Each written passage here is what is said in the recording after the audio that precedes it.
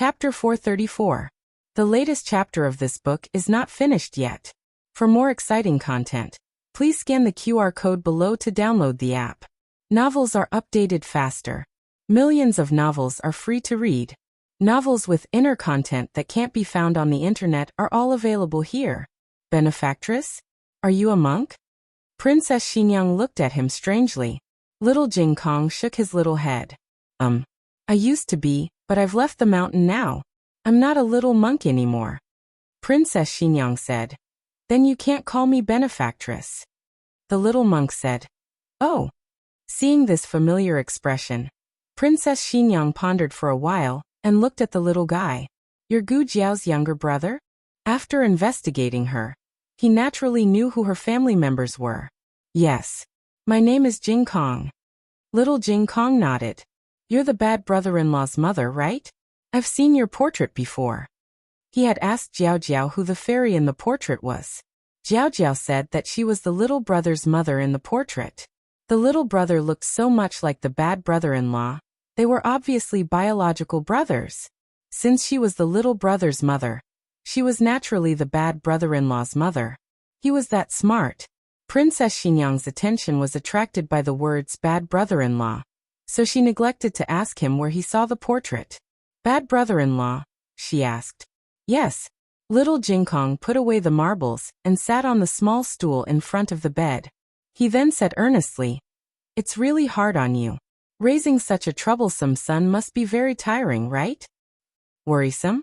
Princess Xinyang was confused. After a while, she realized that the bad brother-in-law he was talking about was probably Xiaoheng. Xiaoheng was naughty when he was a child, but he was very worrisome when he grew up. There was no child more obedient than him in the world. Little Jing Kong nodded. Yes, the bad brother-in-law is too worrisome. I have to worry about his health and his grades. Children's logic had its limitations. Some phenomena that seemed inconceivable to adults were often ignored or accepted by children. For example, since Xiao Lulang had a seemingly rich mother, why did he live such a hard life in the countryside for so long? Little Jing Kong saw that Princess Xinyang was silent and thought that she didn't understand. He explained to her, Look, my bad brother-in-law's leg is injured. He got it when he was saving brother Feng Lin in the fire. Sigh, it can't be healed. He's a little cripple now. He goes to school with a limp. Many people look down on him. He is always bullied. Fortunately, he has a Jiao Jiao. Princess Xinyang became even more silent. Little Jing Kong said that he disliked his bad brother-in-law, but when he really talked about his bad brother-in-law, it was as if he was a loudspeaker. He couldn't stop talking. When we were in the countryside, we had to go to school in town. There were no carriages, only ox carts in the village. The roads were slippery in winter, so the ox carts couldn't move. Bad brother-in-law could only limp to school in town. Can't we take a carriage? Princess Xinyang asked. Little Jing Kong sighed like a little adult. Sigh, at that time our family was poor. Being poor wasn't terrible. Do you know what was the most terrible thing? It was that my bad brother-in-law's grades were too bad. He was always the last. He almost didn't pass the exam. Princess Xinyang's mood was originally very complicated, but the last sentence caused her emotions to become incoherent. Being the last could pass the exam? Were all the students in the class great scholars like Zhuang Xianji? Little Jing Kong talked a lot about his life in the countryside, mainly about his bad brother-in-law.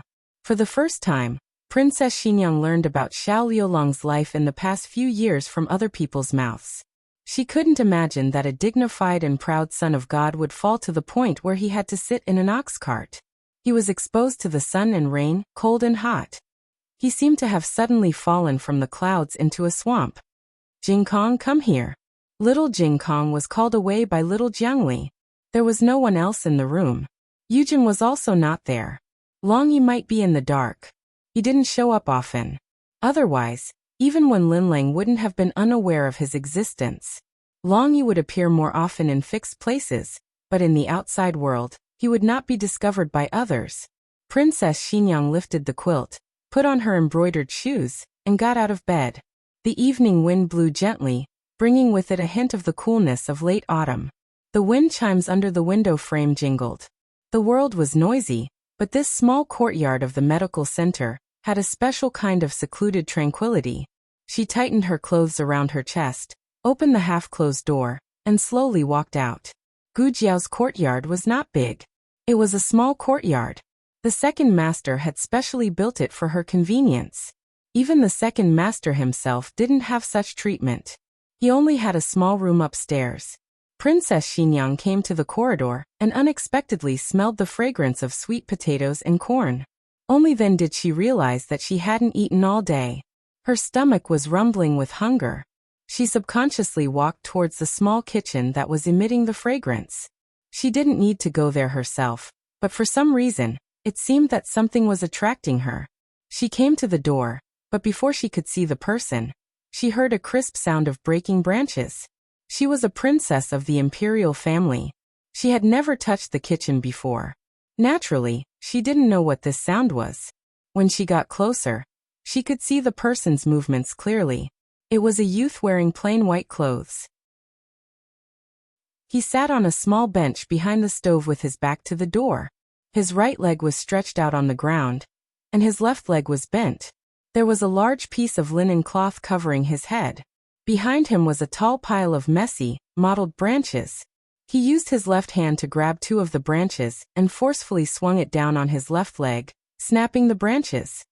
He put the folded branches on his left hand. Judging from the height of the pile on the left, he had broken a lot. The stove in front of him was burning brightly with firewood. As he broke the branches, he didn't forget to throw two in from time to time. Because his right wrist was injured, when he broke the branches, he used his left hand to hold them, but used his right forearm to press on the right. This movement was very strenuous, and it was easy to break. If it broke, he would press on it again. He repeated this process. His clothes were thin, but the back of his neck was soaked with sweat. One of the branches was too difficult to break. He tried several times but couldn't break it. He even accidentally touched the wound on his wrist. He sucked in a breath of cold air. Princess Xinyang unconsciously took a step forward. But then she stopped. Xiao Lulang finally broke the branch. He didn't bother to wipe the sweat off his forehead. He bent down and used his left hand to pick up the tongs on the ground. He flipped the sweet potatoes on the stove. After doing this, the corn and steamed vegetables in the pot should be ready. He stood up, limped around the stove, and skillfully opened the lid of the pot. A vast expanse of white steam rushed over. He found a rag and took out the steamer basket. Then he washed his hands with water, turned around, opened the cupboard, and took out two sets of bowls and chopsticks. One was little Jing Kong's exclusive bowl and chopsticks, and the other, when he was halfway through, he suddenly realized something and his eyes flickered. His eyelashes trembled. He wanted to turn around, but didn't dare. With a clang, the bowl and chopsticks in his hand fell to the ground. It rolled a little far, and his legs were inconvenient. He dragged his weak right leg forward 2 steps.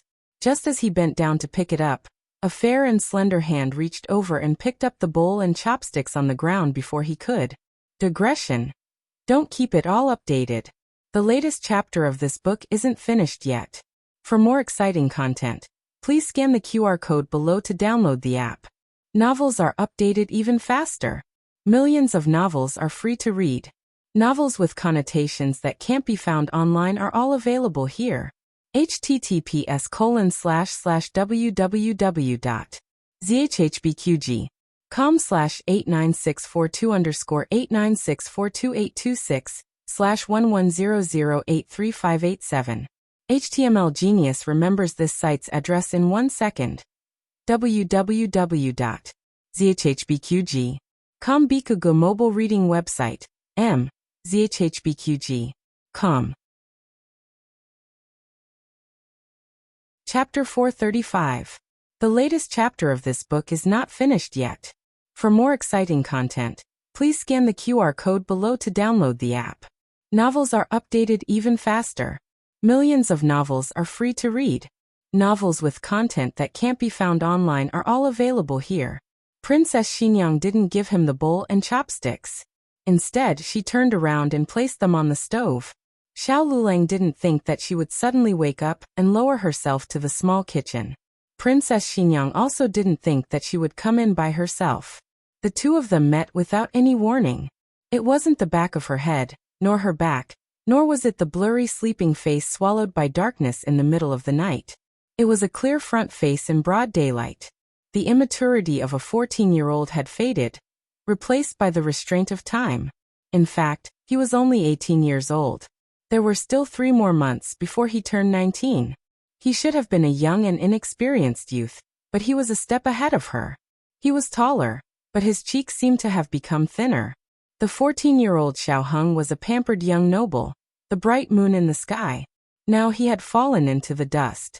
A beautiful jade covered in dust, turning into a lonely little stone that seemed to have been abandoned by someone on the side of the road. For a moment, Princess Xinyang didn't know where to look. Was it his face without the mole, or his powerless feet? It was like he had been cut by a knife, and a layer of skin and flesh had been peeled off. He was bloody and exposed to the eyes of those who knew or didn't know. Every step he took left a bloody footprint. Xiao Liulong's eyes were blood red. Was this punishment enough? Was this pain satisfied? Have I redeemed myself for all my filthy sins? Princess Xinyang stared at him. Suddenly, her body staggered, and she supported herself with one hand on the scalding stove. Xiao Liulong's eyes moved. His hand subconsciously reached out, but it froze in midair under her resistant gaze. Princess Xinyang's body trembled slightly. She looked at him one last time, clutched her chest, and ran out without looking back. After Gu Jiao finished seeing the patients in the clinic, she came to the small courtyard to see how Princess Xinyang was doing. However, she was told that Princess Xinyang had already left. Gu Jiao raised her eyebrows weirdly.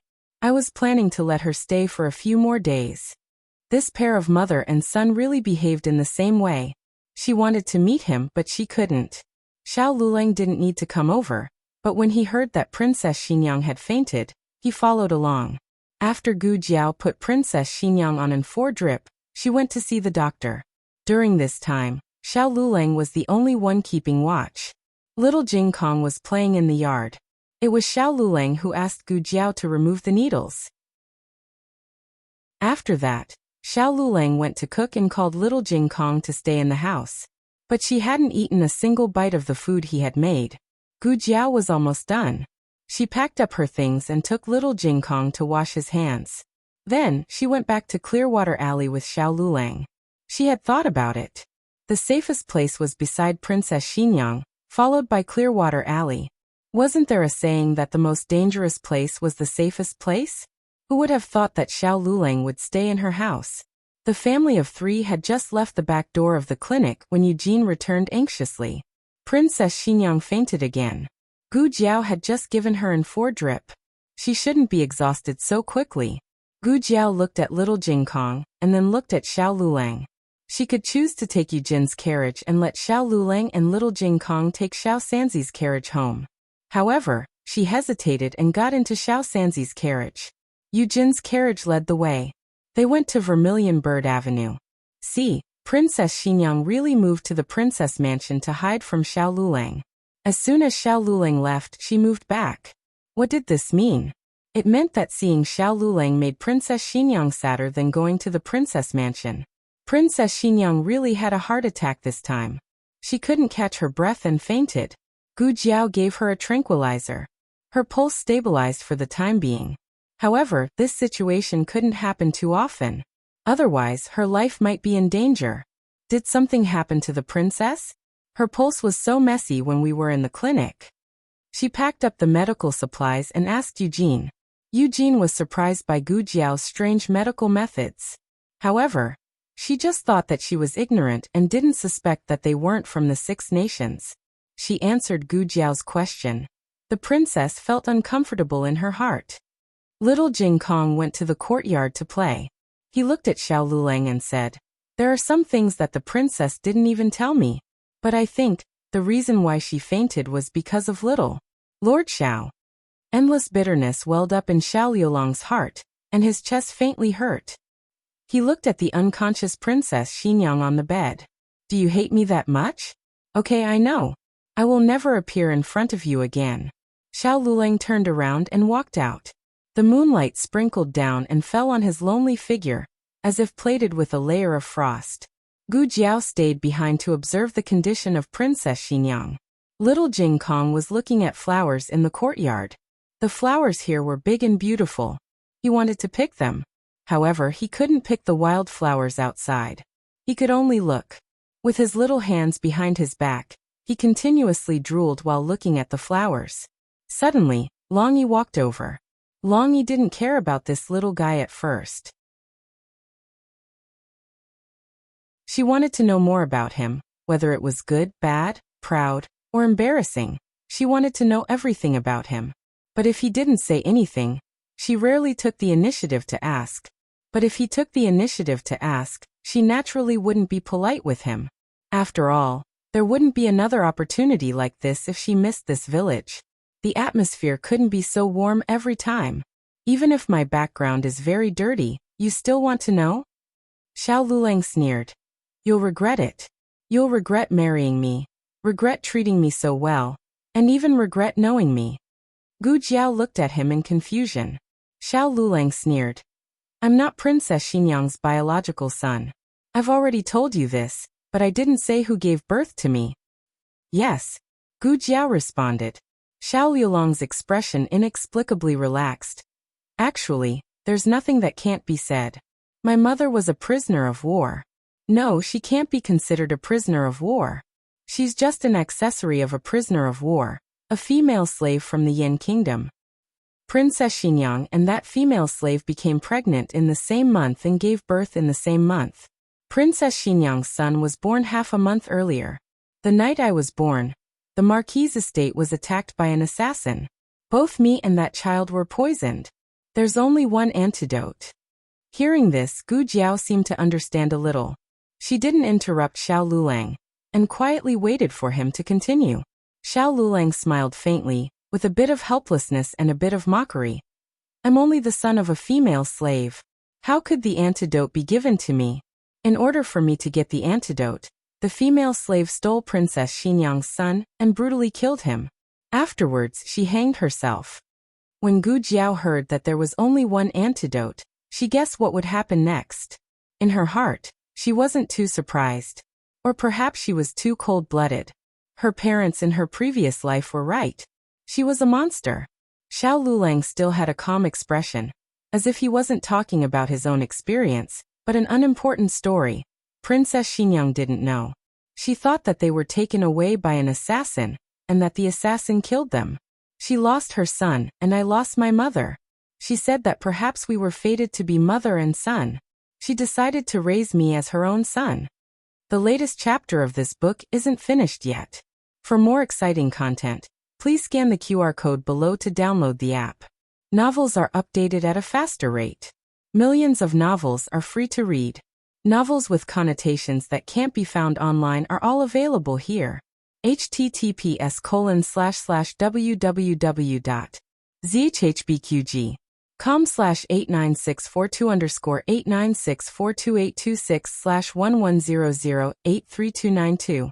HTML Genius remembers this site's address in 1 second. www.zhbqg.com Bikugo mobile reading website. zhbqg.com. Chapter 436. The latest chapter of this book is not finished yet. For more exciting content, please scan the QR code below to download the app. Novels are updated even faster. Millions of novels are free to read. Novels with connotations that can't be found online are all available here. When Princess Xinyang decided to raise him, he was still a baby in swaddling clothes. Naturally, he couldn't have heard her say those words herself. It was Princess Xinyang who told him later. So that's how it is. Gu Jiao said. Then does Marquis Xianping know?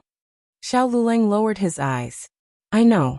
After he took care of things, Princess Xinyang mistakenly thought that her son and the female slave were killed by assassins. It wasn't until 4 years ago that she found out the truth by chance. It turned out that she had raised the son of her enemy for 14 years. After that, Princess Xinyang collapsed. She had never forgotten that son, and had never treated Xiao Lulang as someone else's substitute. She had truly raised Xiao Lulang as her other son. She had done everything she could to teach him. and had given her all to raise him into the young Marquis of Zhaodu. It was because of this that she couldn't bear the blow of the truth. The female slave was already dead, so I could only kill your son. This was her inner demon, and also all of her evil. I was the last one to know, Xiao Lulang said calmly. His face was calm, but who knew if his heart was as calm as this? Gu Jiao paused. So the fire 4 years ago. Xiao Lulang nodded. She wanted to kill me, to take me down with her. Unfortunately, something went wrong, and the person who was burned to death wasn't me. Later, Long Yi came and saved her. He didn't say what went wrong, but Gu Jiao thought that it should have something to do with the real Xiao Lulang. He had once said to her, "If I'm not the person you think I am." She thought he was referring to Xiao Lulang, but it turned out to be Xiao Hong. He suppressed the great pain in his heart and said, "Sometimes I wonder, why wasn't the person who died that year me? Why was I the one who survived? How many lives do I have to carry on my back? A person like me, a filthy person like me." Gu Jiao gently took his hand. "Husband, you're not dirty. Also, it's not your fault." The night was cold as water. The houses on Vermilion Bird Avenue were quiet. Princess Xinyang woke up. Eugene carried a basin of hot water into the room and asked, "How do you feel, Princess?" Princess Xinyang sat at the head of the bed and asked calmly, "Did I faint again?" Eugene said with lingering fear, "That's right. Luckily, I fainted on the bed. Otherwise, it would be bad if I bumped into anything." Once, Princess Xinyang fainted at the lakeside. Coincidentally, Long Yi had gone out to handle some matters, so Eugene wasn't able to hold him back and both of them fell into the lake. Princess Xinyang looked at the needle mark in her elbow and guessed that Gu Jiao had come by. "Did that girl give me something strange again?" Eugene smiled. "It's all thanks to Dr. Gu." Princess Xinyang muttered, "I don't know where she learned her strange skills." Eugene helped Princess Xinyang wash her face, then took the pills Gu Jiao left behind and poured a cup of warm water for her. Dr. Gu said that from today onwards, you have to take one more type of medicine. Princess Xinyang didn't object. In any case, it wasn't bitter, so she just had to take it. After taking the medicine, Princess Xinyang felt a little hungry. Eugene carried a bowl of millet porridge over and moved a small tea table to the bed. Before Dr. Gu left, she instructed the kitchen to cook millet porridge. She said that when Princess wakes up, you should eat a little. These days, your diet should be lighter. Princess Xinyang scooped a spoonful of millet porridge. "Dr. Gu, did you fall into her trap or fall into her trap?" Eugene smiled and sat down on the bed. Princess Xinyang ate a few mouthfuls of porridge and didn't want to eat anymore. She still didn't have any appetite. Eugene advised, "Eat some more." Princess Xinyang turned her face away. "I don't want to eat anymore." Eugene pushed the bowl in front of her. "Eat 5 more mouthfuls." Aiyu. Princess Xinyang had no choice but to endure and eat some more. After eating, she saw that Eugene wasn't leaving. She asked, "What? Is there something else?"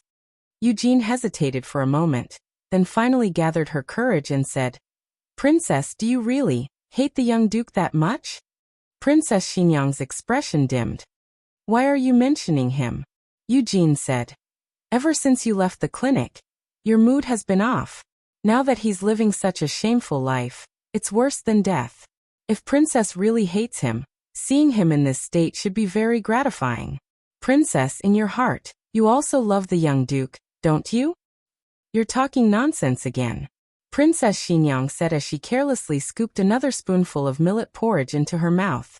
Eugene had served her for many years, so how could she not know her temperament? She still ate when she didn't want to eat. She had hit the nail on the head. Eugene said bitterly, "I'm not talking nonsense. That fire was not set by the princess at all. The princess was soft-hearted at the critical moment. In fact, the princess had never been able to let go of the mother-son relationship with the young marquis. Since that's the case, why don't Princess acknowledge the young duke? What happened that year wasn't his fault. He's just an innocent child. What happened that year wasn't Princess's negligence. Princess, don't torture the young duke anymore, and don't torture yourself anymore." Princess Xinyang's expression was complicated. She opened her mouth, wanting to say something, but stopped. Then she gently put down the spoon in her hand and said thoughtfully, "Someone else set the fire that year, but I still can't find out who he is." And what? Eugene looked at Princess Xinyang. Princess Xinyang sighed and said in a low voice, "Forget it, it's nothing." The group returned to Jadewater Alley. Xiao Sanzi drove the carriage back to the clinic. Gu Jiao carried the sleeping little Jingkong over, not giving Xiao Lulang a chance to refuse. Xiao Lulang looked at his bandaged hand, then at his weak right leg. A trace of disgust flashed through his brows. He was disgusted with himself. Little Jingkong played until his whole body was covered in mud. Gu Jiao put a cushion on the bed and put him on it. Then she went to the kitchen to get hot water. "I'll do it," Xiao Lulang said. Since the little fellow went down the mountain, Gu Jiao had never done anything to bathe him.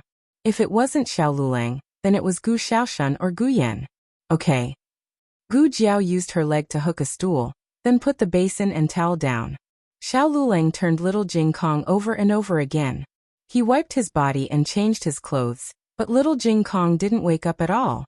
Gu Jiao crossed her arms and leaned against the wardrobe. She lazily raised her eyebrows.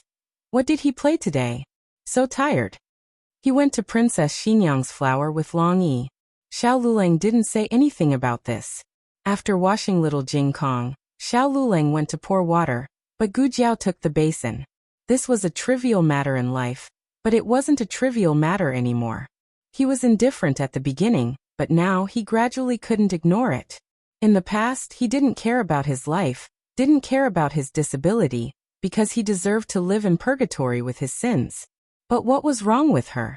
Why did she have to meet such an unbearable person? He once deceived himself, thinking that as long as he worked hard, perhaps they could really live a peaceful life. But when the truth was finally revealed, all his secrets were exposed. It was as if all the window paper was torn apart. He discovered that all his efforts were so weak. He was the son of a lowly female slave. His body flowed with lowly and dirty blood.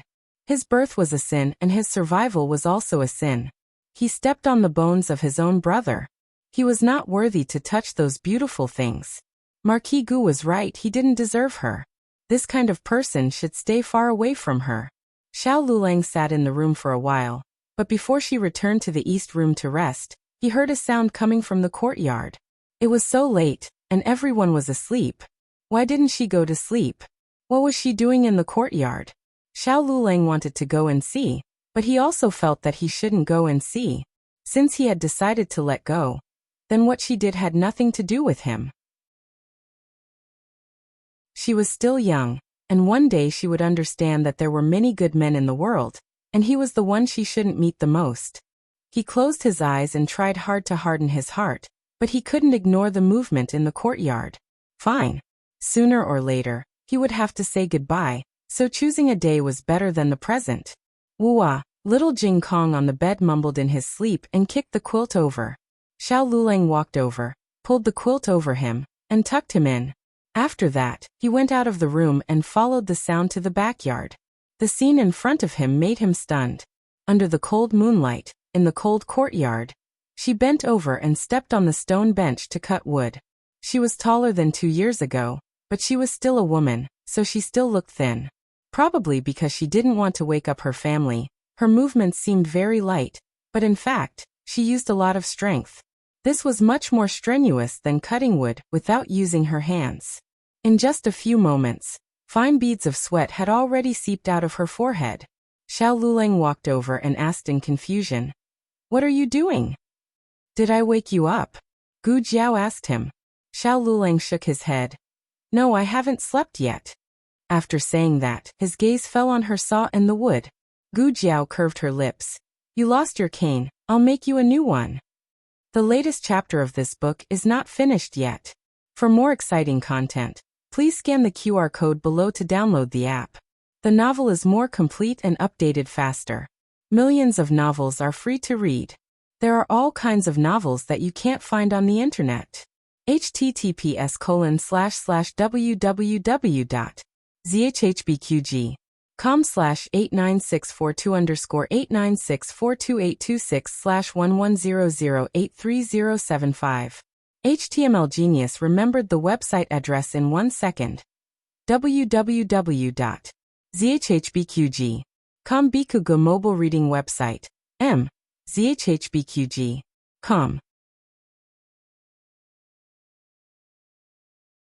Chapter 437. The latest chapter of this book is not finished yet.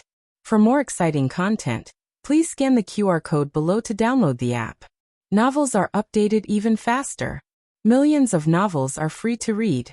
Novels with connotations that can't be found online are all available here. Xiao Lulang felt as if his heart had been ruthlessly rubbed by someone. He looked at her in disbelief and confusion. Why? Why was she so good to him? He wasn't worth it. Gu Jiao continued to cut wood and said, "I've boiled the hot water. Go take a bath and sleep. I'll be done soon."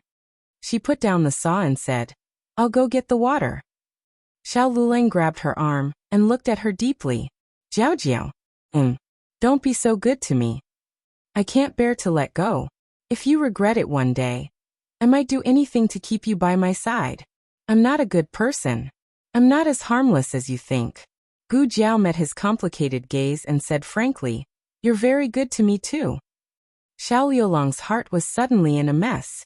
He took a deep breath and slowly raised his hand. His fingertips gently touched her cheek. "Silly girl, you'll regret it." Gu Jiao seriously thought about this possibility. Then she shook her head firmly. "I won't. At most, I'll divorce you." Xiao Lulang. He wasn't comforted at all. Xiao Lulang stared at her and suddenly laughed. Gu Jiao had a strange look on her face. "What are you laughing at?" He answered truthfully. "Laughing at you." He originally wanted to be sad. He was clearly infected by the sadness in the bottom of his heart.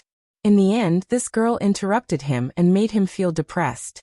Xiao Lulang couldn't help but pinch her little face. "Say, why are you so good at ruining the atmosphere?" Gu Jiao had no idea what she had done to ruin the atmosphere. She looked at him in confusion. Xiao Lulang was amused by her small appearance.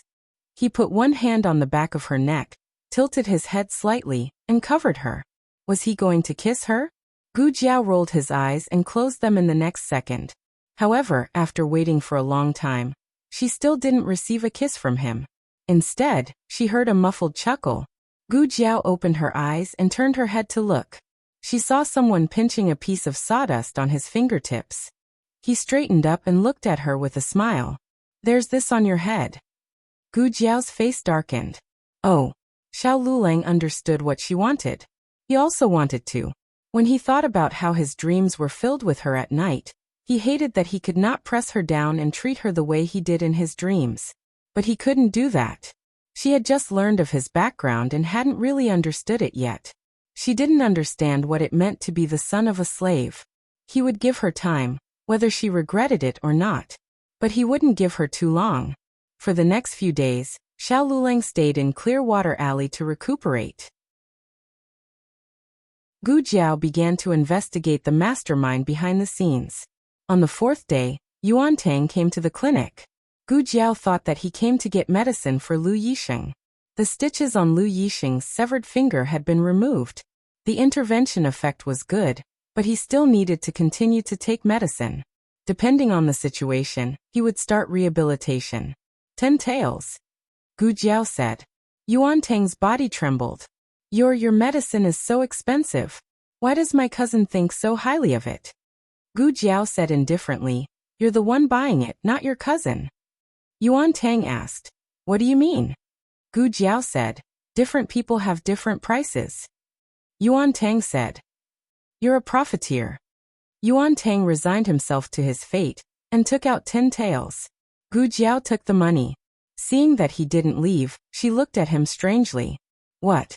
Is there something else? If you want to sell me information, I advise you to give up." The corner of Yuan Tang's lips, which had just been raised, collapsed in a second. "Are you a bug in this prince's stomach? How come you know everything I do?" "Ah, Feixing's leftover." Gu Jiao sat back on the chair and buried herself in today's medical records. Forget it, he was just teasing her. He wanted to get back the 10 taels of silver. It wasn't that he wouldn't talk about it if he didn't get the money. Yuan Tang opened his folding fan and said slowly, I heard that your husband went missing. Do you know who did it? Who? Gu Jiao asked. Yuan Tang curled his lips into a smile. Prince Ning. Gu Jiao wasn't surprised to hear this answer. She put the medical records back on the shelf and looked up at Yuan Tang. Are you sure? Yuan Tang clicked his tongue and raised 3 fingers. I swear to the heavens as the future crown prince of Chun that I didn't make a mistake. I definitely didn't fake it. However, he put down his hand and patted his palm with his folding fan. Isn't Prince Ning on Empress Dowager Zhuang's side? Why did he kidnap your husband? Is he taking revenge on you for killing so many of his experts? Although those experts came for me, you helped me, so he holds a grudge in his heart? Prince Ning didn't hold a grudge because of this incident, but because she went to find Princess Ning afterwards. Even so, he only burned down one of her workshops. After that, she emptied his treasury. To be honest, Gu Jiao didn't think that Prince Ning would touch Xiao Lulang for a treasury. Gu Jiao thought of the crown princess' guilty expression. She had something to do with it. Could it be, she already guessed Xiao Lulang's true identity? And told Prince Ning about it? Prince Ning wouldn't touch Xiao Lulang, but that didn't mean that he wouldn't touch Xiao Heng. The crown princess had once been Xiao Heng's fiancée, and the two had grown up as childhood sweethearts. If Ning Wang misunderstood that the crown princess still had Xiao Heng in her heart, he would most likely kill Xiao Heng given how perverted he was. Wait, kill Xiao Heng? Something flashed through Gu Jiao's mind, but it was too fast for her to catch. Dr. Gu, what are you thinking about? Yuan Tang interrupted Gu Jiao's train of thought. I'm thinking. Aya. It's burning. It's burning. A young medicine boy's exclamation came from the lobby. Gu Jiao stood up. Yuan Tang was closer to the door, so she immediately opened the door and walked out. One of the medicine boys had accidentally dropped a match into the medicinal wine, and the entire wine jar had caught fire. Seeing this, Yuan Tang hurriedly walked over, picked up the burning wine jar, and carried it to the empty space in the rear courtyard. Seeing this scene, a thought flashed through Gu Jiao's mind. She had finally caught what she had failed to catch earlier. Yes. Fire. The fire from 4 years ago. Could it be that Princess Xinyang wasn't the one who set the fire? Prince Ning was the one who did it. But for some reason, Xiao Lulang misunderstood? If he really did it, then this feud was huge. He didn't capture Xiao Lulang just to show off his power. He truly wanted to take Xiao Liulang's life. She had originally planned to slowly harvest this golden leek, but he actually dared to touch her husband. Gu Jiao didn't have any evidence for the incident from 4 years ago, but it didn't matter. Even if she didn't count the old debt from 4 years ago, just this one incident alone was unforgivable. In the afternoon, Gu Jiao made a trip to the imperial palace. Prince Ning was a prince who was highly regarded by the emperor. He was currently working at the Ministry of Appointments and would occasionally be summoned by the emperor to the imperial study or Pure Flowers Palace. Recently, because he was searching for Xiao Lulang, the emperor summoned him and the crown prince almost every day to ask about the progress of the matter. Although Gu Jiao wasn't in the imperial palace, she had close relations with Renshou Palace, so she had heard some things from eunuch Qin. Gu Jiao arrived at the imperial palace and asked the guard on duty, "Has His Highness Prince Ning entered the palace?" The guard recognized her and knew that she was a favorite of Empress Dowager Zhuang and His Majesty, so he was happy to do her a favor. Moreover, it wasn't a secret. He entered the palace. Gu Jiao asked again, "Did he go to the imperial study or Pure Flowers Palace?" The guard said, "He went in the direction of Pure Flowers Palace." "Many thanks." Gu Jiao thanked him, then turned around and went to Pure Flowers Palace. Gu Jiao couldn't enter Pure Flowers Palace as easily as she could at Renshou Palace. She still needed to announce her arrival. However, Eunuch Wei quickly walked over and invited Gu Jiao in. Eunuch Wei said, "Why has Miss Gu come? Are you here to ask about Lord Xiao?" Gu Jiao had only told her grandaunt that Xiao Lulang had already been found. She hadn't told the emperor, so Eunuch Wei also didn't know. Gu Jiao made a sound of acknowledgement. "That's right, I'm here to ask about the news." Eunuch Wei said, "It just so happens that His Highness Prince Ning is also here. You can ask him if he found any clues." It was impossible for him to find any clues. He was already at home. Gu Jiao symbolically went to see the emperor and Prince Ning to ask about the progress of the case. As expected, there wasn't any progress. The emperor was very anxious. There hasn't been any news for so long. He couldn't have. Gu Jiao stared at Prince Ning's expression. His face was filled with worry, but there wasn't a hint of schadenfreude. That was true. If he hadn't hidden himself deeply, he wouldn't have been able to fool around with the crown prince consort for so long without anyone discovering him. The emperor painfully closed his eyes. Send more men. No matter what, I want to see him if he's alive, or his corpse if he's dead. Prince Ning cupped his hands in salute. Yes. This subject obeys. The emperor sighed. We will also send a few more men to you. You'll have to work a little harder these next few days. We hope to find Xiao Lulang as soon as possible. This subject will go and find him right now. Prince Ning bowed and left the imperial study. Gu Jiao thought for a moment, then said, Your Highness Prince Ning, you don't mind if I leave the palace with you, right? Prince Ning froze, then nodded. Of course I don't mind. Dr. Gu, please. Your Majesty, I'm leaving. Gu Jiao bade farewell to the emperor. The emperor was currently worried about Xiao Luolang's safety, so he didn't keep Gu Jiao for a meal at Pure Flower's palace. Gu Jiao and Prince Ning left the imperial palace. On the way, the two chatted for a while, and it didn't seem like they had any disagreements. Before boarding the carriage, Prince Ning smiled and said, Dr. Gu, if you and I can always be harmonious like this prince can pretend that nothing happened in the past. Gu Jiao didn't respond to his words. Instead, she asked, I didn't come in a carriage today. Can you give me a ride? Of course. Prince Ning generously gestured for Gu Jiao to board the carriage. Gu Jiao boarded the carriage, and Prince Ning also got in. He maintained a polite distance from Gu Jiao. Gu Jiao said seriously, I have some things I want to say to Prince Ning in private. Prince Ning gave her a deep look, then smiled knowingly. He ordered, All of you stop first. You're not allowed to follow. The imperial guard stopped. The carriage continued on for a while. Prince Ning said, Can you speak now? Speak, your grandpa. Gu Jiao stood up with a whoosh and put Prince Ning in a gunny sack. The latest chapter of this book is not finished yet. For more exciting content, please scan the QR code below to download the app. Novels are updated even faster. Millions of novels are free to read. Novels with content that can't be found online are all available here. https://www.zhhbqg.com/89642_896422826/1100829009. HTML Genius remembers this website's URL in 1 second. www.zhhbqg.com Bikugo mobile reading website. zhhbqg.com.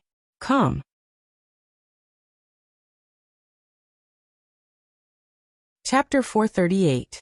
The newest chapter of this book is not finished yet. For more exciting content, please scan the QR code below to download the app. The novel will be updated even faster. Millions of novels will be read for free. Novels that can't be found online will all be available here. Was Ningguang's martial arts high?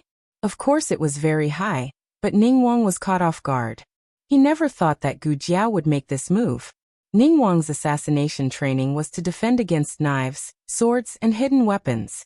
Who would defend against a gunny sack? Even a normal person wouldn't do something like putting a gunny sack on a prince. When they were eavesdropping on the fake mountain, Gu Jiao already knew that Ningguang's martial arts were unfathomable. She had never fought with Ningguang before, so it was hard to say whose martial arts were better. She was confident but not conceited. Then again, this wasn't a competition of sportsmanship, so there was no need to talk about martial arts. Just do it.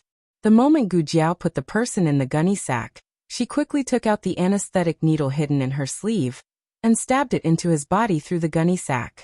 This anesthetic was specially developed by the Research Institute for Emergency Operations. It worked very quickly and didn't need an intravenous drip, just an intramuscular injection. It could make a person instantly lose consciousness, but the weakness was that it didn't work very well. But it was enough for Gu Jiao to drag the person away. Turn left. His Highness said to wait for someone in the alley over there. Gu Jiao ordered the driver. The driver didn't know that his master had been put in a gunny sack and thought that it was his master's idea. He obediently drove the carriage into the alley on the side. The moment the carriage stopped, Gu Jiao knocked out the driver with a chop.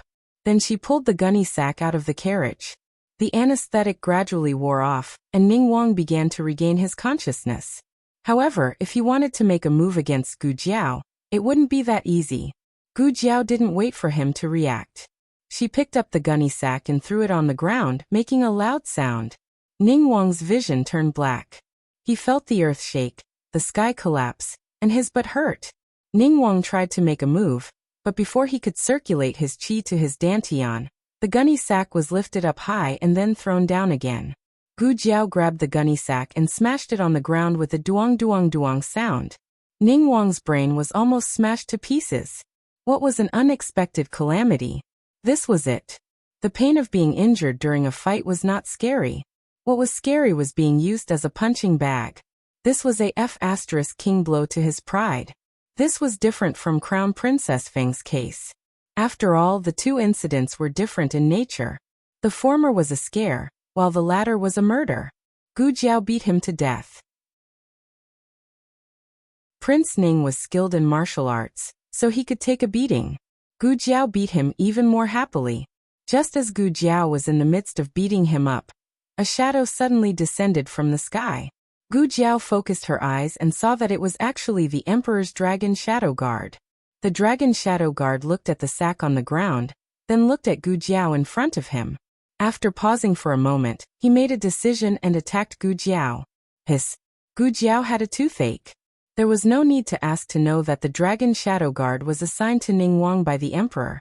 Gu Jiao had fought with the Dragon Shadow Guard before, but after the Dragon Shadow Guard was summoned back by the Emperor, he no longer had any hostility towards Gu Jiao. He had hesitated for a moment just now. He was probably sorting out his tasks. Gu Jiao was not an enemy, but the Emperor had ordered the Dragon Shadow Guard to protect Ning Wang. Naturally, the order still prevailed, and the Dragon Shadow Guard launched an attack on Gu Jiao. Gu Jiao immediately admitted defeat.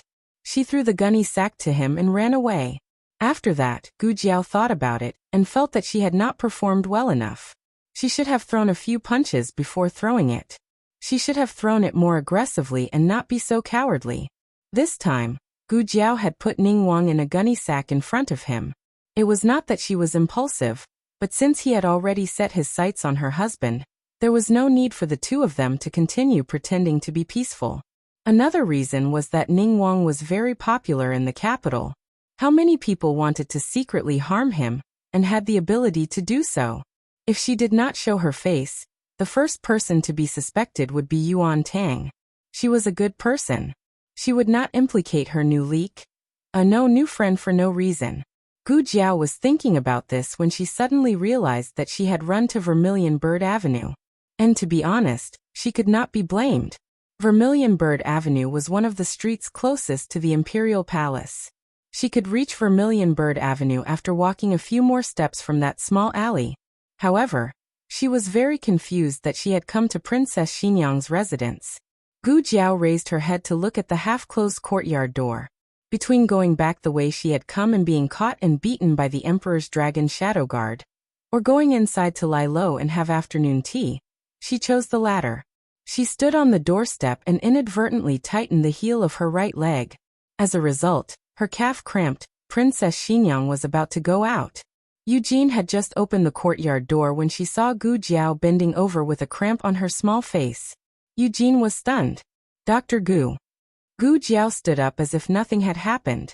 The next second, the cramp became even worse. She lost control of her expression. A cramp in her calf was definitely the kind that could not be tolerated. Princess Xinyang glanced at her indifferently. What's wrong? Did you fight with someone? Is your leg crippled? Gu Jiao. No. Oh. Princess Xinyang said carelessly. Then you were beaten up and your leg is crippled? Gu Jiao. These words were not very harmful, but they were extremely insulting.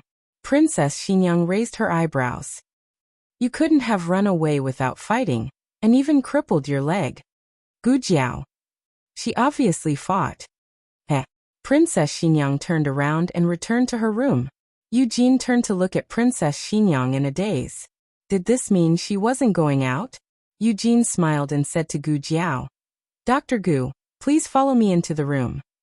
Gu Jiao's right calf was cramping so badly that it was about to collapse. She could only limp step by step into the room. It could be said that she was very pitiful. Princess Xinyang liked to sit by the window. It had good lighting and ventilation, and she could smell the fragrance of the courtyard. Eugene led Gu Jiao to a chair opposite Princess Xinyang.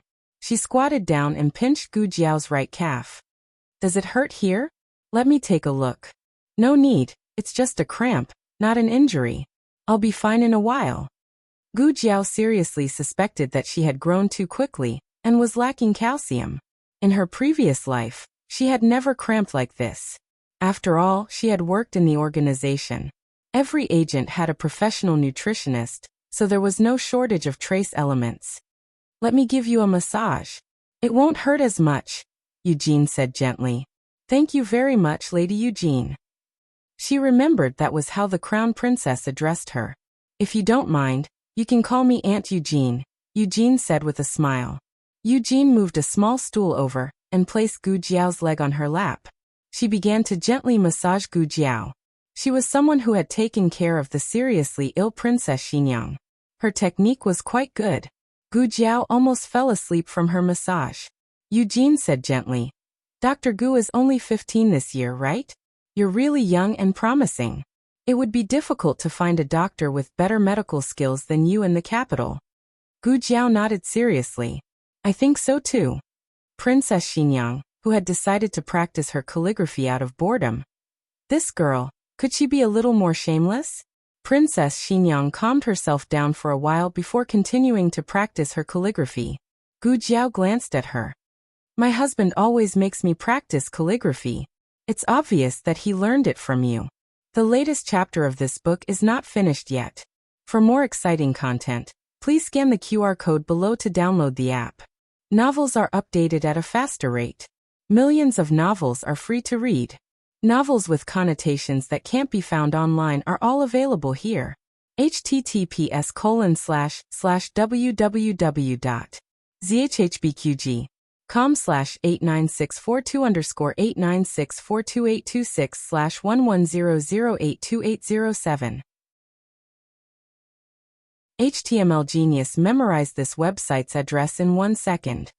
www.zhbqg.com Bikugo mobile reading website. zhbqg.com.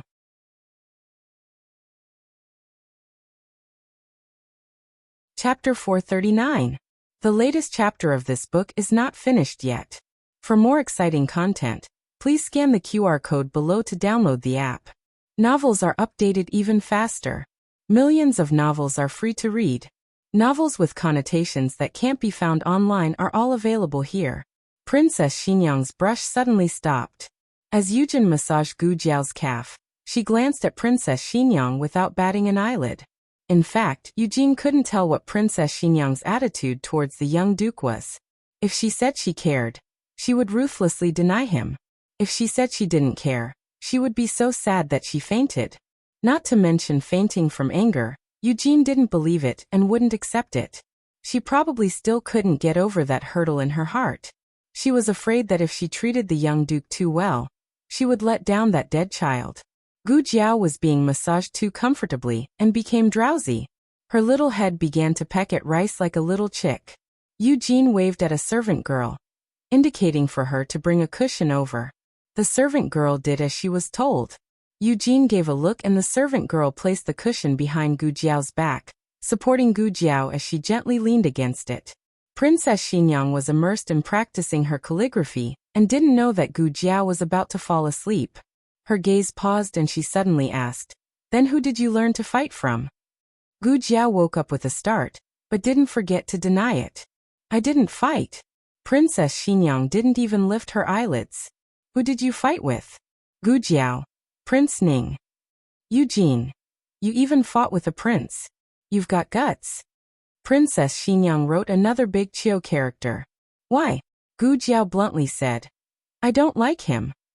Princess Xinyang. It's rare to find someone who doesn't like Prince Ning. Princess Xinyang's expression was calm as she continued to practice her calligraphy. Gu Jiao turned her head to look at Princess Xinyang.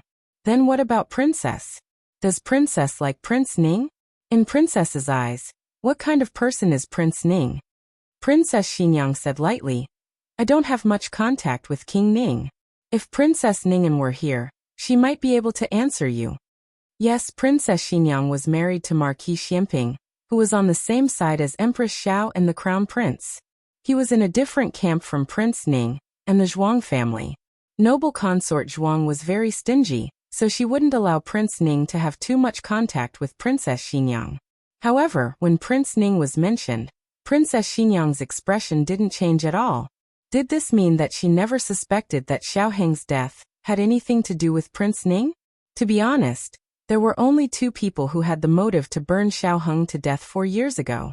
One was Prince Ning, and the other was Princess Xinyang. The less suspicious Prince Ning was, the more suspicious Princess Xinyang would be. Princess Xinyang did not suspect Prince Ning at all. Was it because she was the murderer, or because Prince Ning's disguise had successfully deceived everyone? Gu Jiao eventually fell asleep. At this moment, the sun was very bright and shone through the window lattice. The entire table was warm, and Gu Jiao even sweated a little. Eugene stood up gently and put Gu Jiao's feet on a stool. She also put a cushion under them so that they would be stable and wouldn't hurt. Princess, do you still want to go out? Eugene asked softly. Princess Xinyang practiced her calligraphy and said lightly, maybe another day. I don't want to go out today. Eugene made a sound of agreement and turned to walk around the greenhouse. She cut a few fresh flowers and put them in. The room was very quiet. The only sounds were the rustling of the brush on the table, the low sound of pruning, and someone's even breathing. It was very quiet all around, but it didn't feel as lonely as it usually did. Blanket, Princess Xinyang said. She didn't raise her eyes. She was steady and engrossed in her calligraphy practice. Okay. Eugene put down the scissors and flowers and wiped her hands with a handkerchief. She opened the wardrobe and took out a thin cashmere blanket. She walked over and was about to drape it over Princess Xinyang when she heard Princess Xinyang say expressionlessly, give it to her. Although she didn't specify which one, there were only 3 people in the room. Eugene should have said give it to you. Eugene walked around the desk and came to Gu Jiao's side. She gently draped the thin blanket over her. Eugene squeezed Gu Jiao's palm. Sure enough, she had been sweating just now, but now she was cold. The sun was about to set and couldn't shine on her body.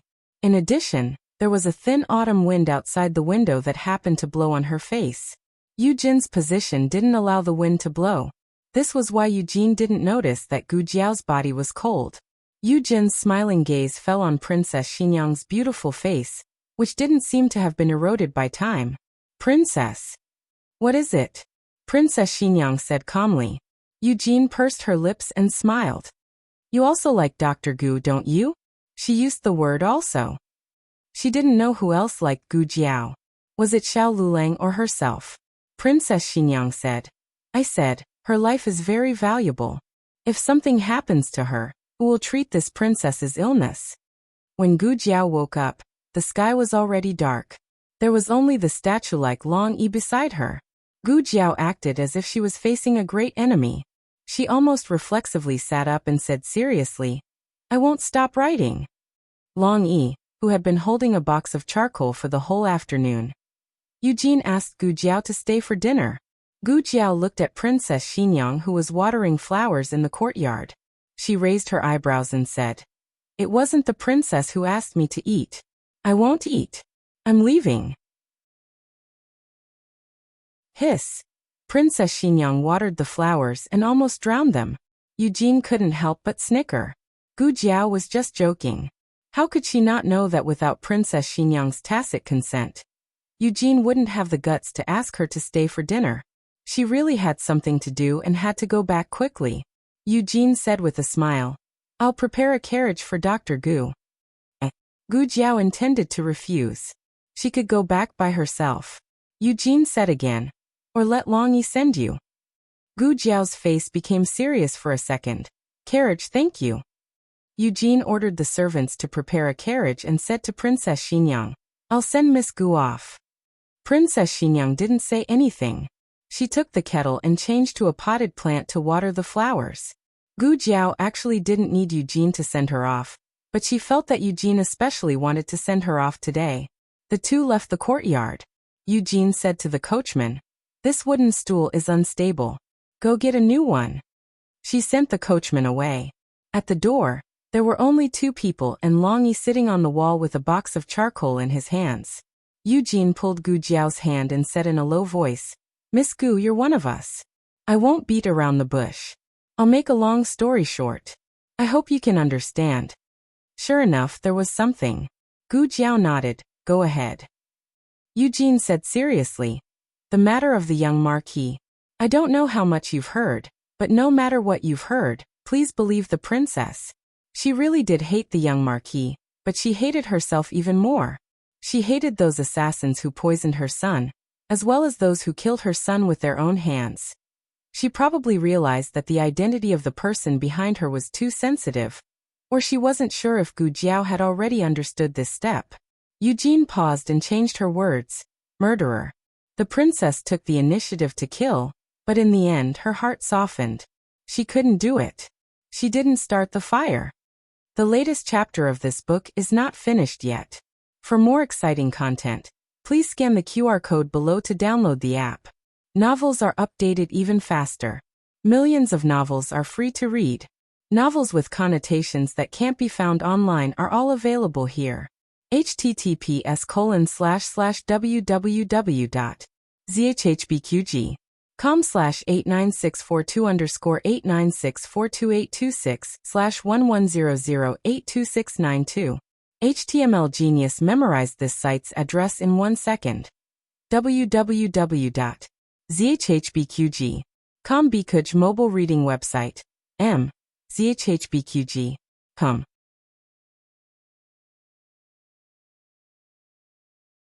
Chapter 440. The latest chapter of this book is not finished yet. For more exciting content, please scan the QR code below to download the app. Novels are updated even faster. Millions of novels are free to read. Novels with connotations that can't be found online are all available here.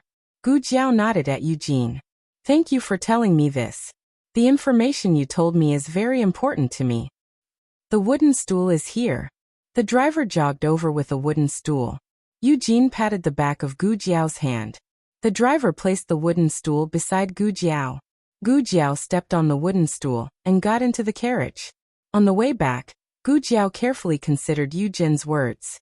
If Eugene was telling the truth, then the only possibility left was Prince Ning, who set Xiaoheng on fire at the Imperial College. If Eugene was lying and the arsonist was Princess Xinyang, then Prince Ning would definitely hurt Xiao Luleng this time. There was no way he could clear his name. No matter who the murderer was 4 years ago, the one who still wanted to kill Xiao Luleng was Prince Ning. Gu Jiao took out a small notebook. Her lips twitched, and she wrote a name on it. Qin Chuhan. Prince Ning's mansion. The moon was dark and the wind was strong. Prince Ning was lying on his bed. His entire body was wrapped in cotton and he was half dead. He had been drugged by Gu Jiao and beaten to death. When the dragon shadow guards finally came, he thought he was finally saved. Who knew that the nightmare had just begun? The dragon shadow guards were temporarily sent by His Majesty to find Xiao Luleng. The dragon shadow guards' first mission was to find him, and their second mission was to protect him. Gu Jiao beat him very hard, but he could also take the beating. Thus, although it hurt, he didn't suffer any internal injuries. The dragon shadow guards determined that he didn't suffer any fractures and could continue to find him. They grabbed him and got into the carriage. The driver was gone, so the dragon shadow guards personally became his driver. Other than not suffering from internal injuries, Ning Wang's entire body was in pain. The dragon shadow guard's driving skills were obviously not good. Ning Wang's intestines were about to break. His head hit the wall of the carriage 7 or 8 times, and his butt rubbed against the floor 17 or 18 times. Actually, he could turn over, but he didn't want to grind an iron rod into a needle. Therefore, he could only sacrifice his butt. Finally, his arm was dislocated, and the dragon shadow guard determined that his injury was in urgent need of treatment. Then, the dragon shadow guards carried him back to the palace. Only God knew how long his dislocated arm had been swinging in the air. It was so swinging that he didn't even feel that it was his arm anymore. This was simply a nightmare. Your Highness, it's time to drink your medicine. Qi Fei helped Ning Wang up. Prince Ning's entire body felt as if it had been crushed by a huge rock. Not a single part of his body belonged to him. Just the movement of sitting up and leaning against the bed head made Prince Ning break out in a cold sweat. He took the bowl with his other hand, which was not dislocated. Even though it wasn't dislocated, it wasn't very stable after being trampled by Gu Jiao. In the end, Qi Fei couldn't stand it and personally helped his master drink the medicine. Prince Ning leaned against the cushion behind him and recalled what happened today. He still felt that it was inconceivable. How dare she? That's right. How could a commoner's daughter dare to go against a country's prince? Even if she hugged the two thick thighs of the Empress Dowager and the Emperor, in terms of closeness, he was their blood relative. Other than Princess Ning'an, he was the only person who could receive the favor of both the Empress Dowager and the Emperor. So where did that girl borrow her courage from? She didn't think that just because she helped the Empress Dowager and the Emperor a little, she would be able to enjoy endless favor for the rest of her life, right? She was overestimating herself. Accompanying the Emperor was like accompanying a tiger. She still didn't understand this principle. Qi Fei asked in confusion. Master, this subordinate can't figure out why Dr. Gu would do this. You burned down her workshop, but didn't she also empty your treasury? She was the one who took advantage of you. Why would she bother to not let you go? Prince Ning snorted coldly. What other reason could there be for her to not care about her life? Qi Fei wasn't stupid and immediately understood. Could it be? She knows that you dealt with Xiao Lulang? Prince Ning coldly said. Although this prince doesn't have any evidence after thinking about it, this is the only reason left. I just don't know how much she knows about Xiao Liulang's identity. Does she know that he used to be the young Marquis of Zhaodu? If she knows, has she guessed that the fire 4 years ago was caused by this prince through this incident? Qi Fei was stunned. As expected of His Highness, he had considered everything. He didn't think that much. Prince Ning thoughtfully said. But this prince still has a doubt. Did she find Xiao Liulang's whereabouts? Gu Jiao's actions could be said to have completely disrupted Prince Ning's thoughts. He had never seen someone who didn't play by the rules like this. He was the smartest of all the princes. He was familiar with the art of war, and had a deep understanding of people's hearts. Often, a person only needed to take one step, and he could calculate their next 10 steps. But Gu Jiao, this kind of troublemaker, it was too difficult for him to use his power. Qi Fei said, Master, how about you directly tell the Empress Dowager? The Empress Dowager is your grandmother, and also your great-aunt. She definitely won't be partial to that girl. Prince Ning lightly said, If I tell the Empress Dowager, then I'll be playing right into her hands. Qi Fei didn't understand. How could that be? Prince Ning was a patient master. He didn't have the bad habit of being spoiled like the crown prince. He wouldn't think that the servants couldn't keep up with his thoughts and scold them for being stupid. It was right that they couldn't keep up. Otherwise, if they were as smart as him, how could he still be an outstanding prince? He said, This prince said that she sneak attacked this prince. Do you have evidence? This prince can't even beat a girl. Does anyone believe it? Qi Fei's eyes widened. She gave you a drug. Prince Ning lightly glanced at him. You can find a drug that can knock this prince out in one go. The knockout drug still needed half a cup of tea's time to take effect. He didn't know what kind of hidden weapon was inserted into his body, but it actually knocked him out in an instant. People who didn't see it with their own eyes wouldn't believe it at all. Actually, there was a witness, Shadow Guard Long, but it was better not to have it. Prince Ning continued. Also, this prince can say that she sneak attacked, but she can't say that this prince captured Xiao Lulang? Qi Fei stammered. She doesn't have evidence.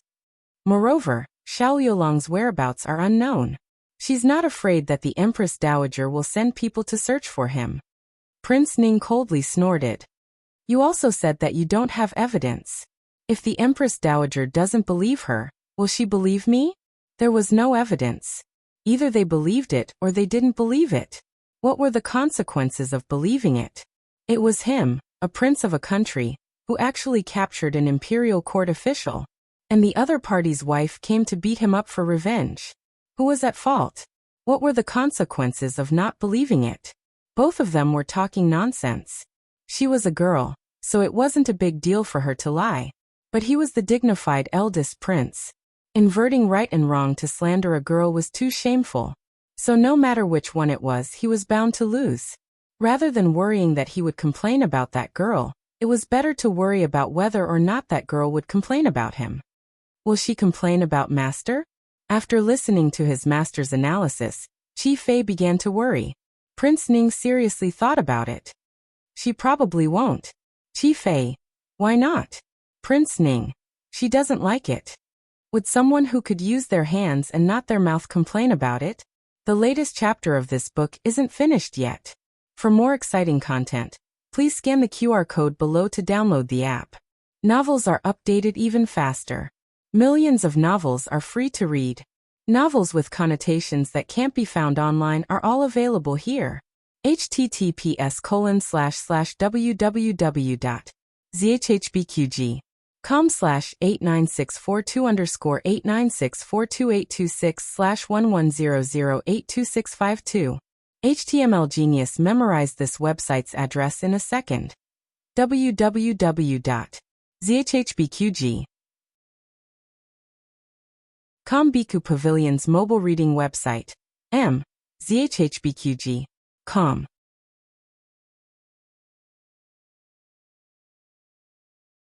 Chapter 441. The latest chapter of this book is not finished yet. For more exciting content, please scan the QR code below to download the app. The novel will be updated more quickly. Millions of novels will be read for free. All the novels that can't be found on the internet are available here. While they were talking, there was a faint breathing sound outside the door. Who is it?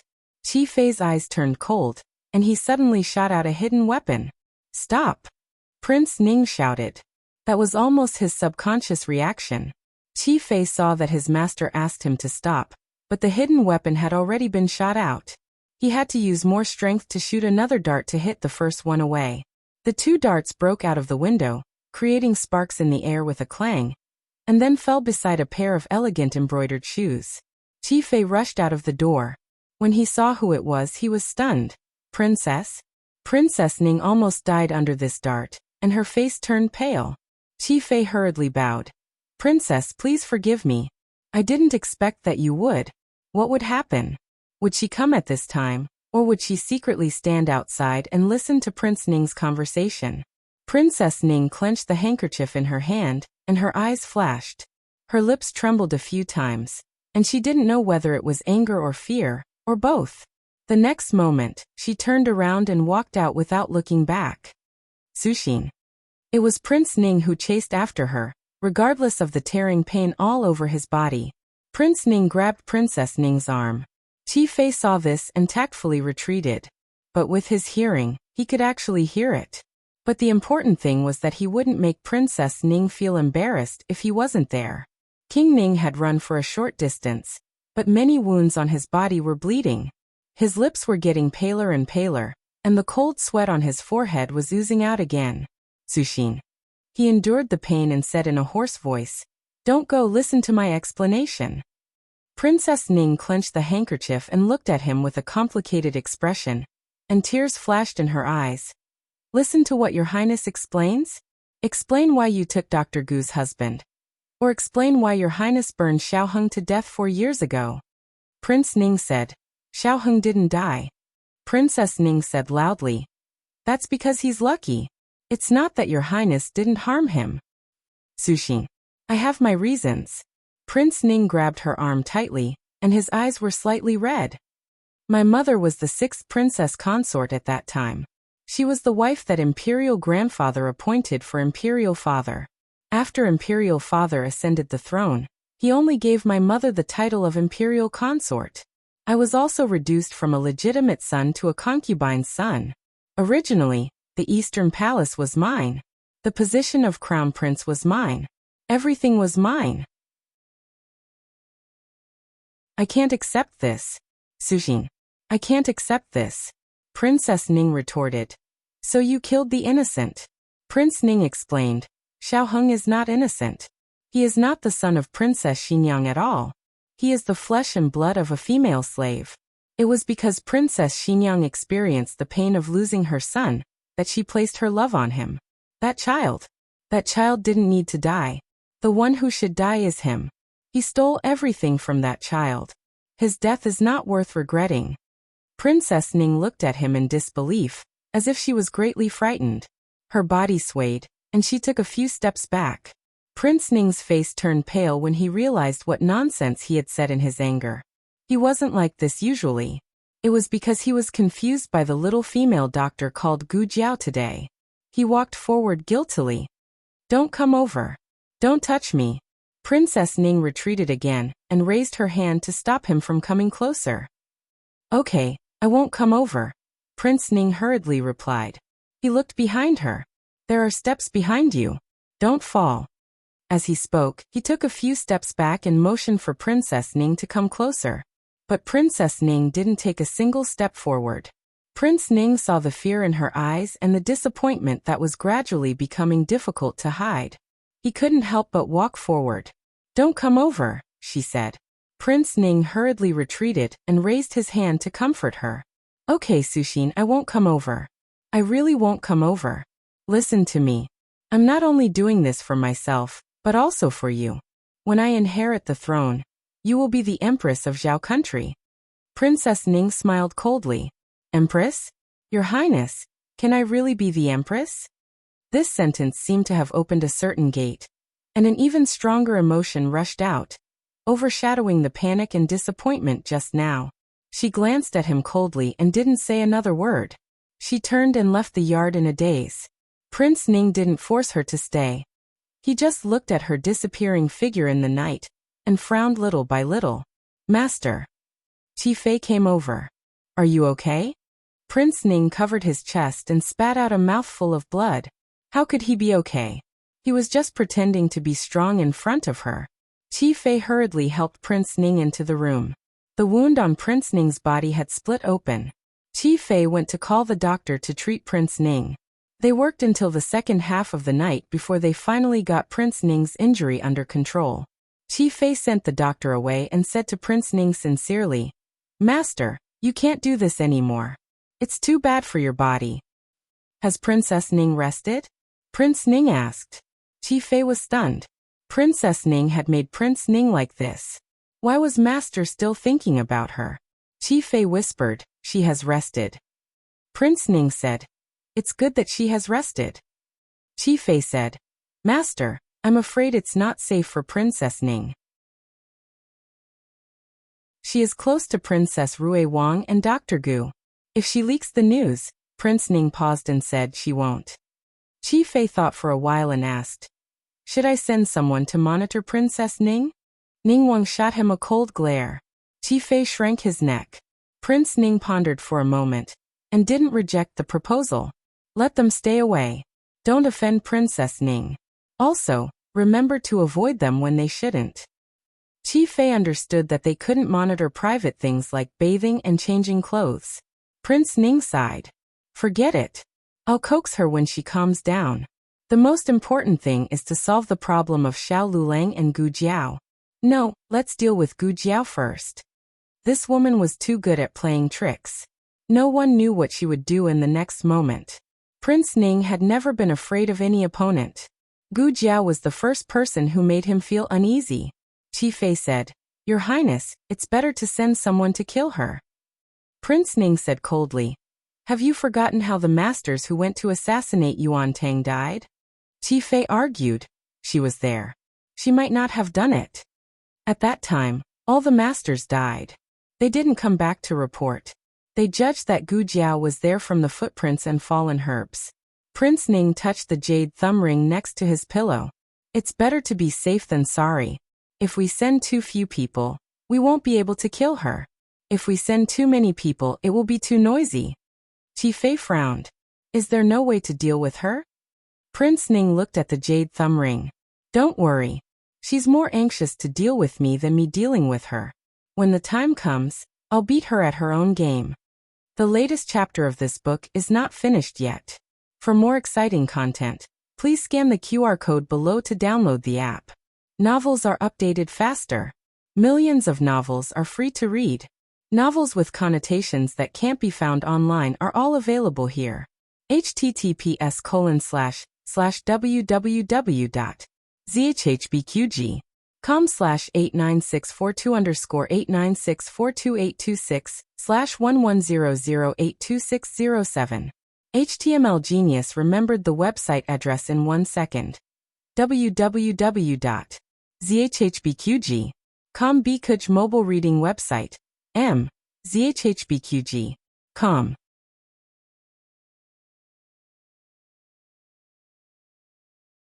Chapter 442. The latest chapter of this book is not finished yet. For more exciting content, please scan the QR code below to download the app. Novels are updated faster and more frequently. Millions of novels are free to read. Novels with content that can't be found online are all available here. Gu Jiao returned to Clearwater Alley. Gu Yan's secret guard told her that someone had been here today. It was an expert, probably a secret guard. He had been loitering in the alley for a while, keeping an eye on their house. Is it Mr. Mingyu's men again? Gu Jiao asked. Mr. Mingyu was the one who bought little Jing Kong's golden abacus. It was obvious that he wanted to get close to little Jing Kong. He had even sent men to keep an eye on Clearwater Alley. He hadn't shown up for a long time after being caught by Gu Jiao. It's not the same person from last time, said the secret guard. Gu Jiao made an O sound. Then there was no doubt that it was Prince Ning's men. He must have been sent by Prince Ning to find out about Xiao Liulang's whereabouts. Prince Ning also wanted to know if Xiao Lulang had been found, or if he was already hiding at home. Then did he find Xiao Lulang? Gu Jiao asked again. Secret guard said. No, the young master has been in the study and hasn't come out. That person waited for a while but couldn't find him, so he left. Gu Jiao nodded with satisfaction. Be careful. Don't let anyone find Xiao Lulang for the next few days. Yes. Gu Jiao went to the study and opened the small medicine box. She took out gauze and medicine for Xiao Lulang to change his bandages. When she performed the surgery, she felt that it was very successful.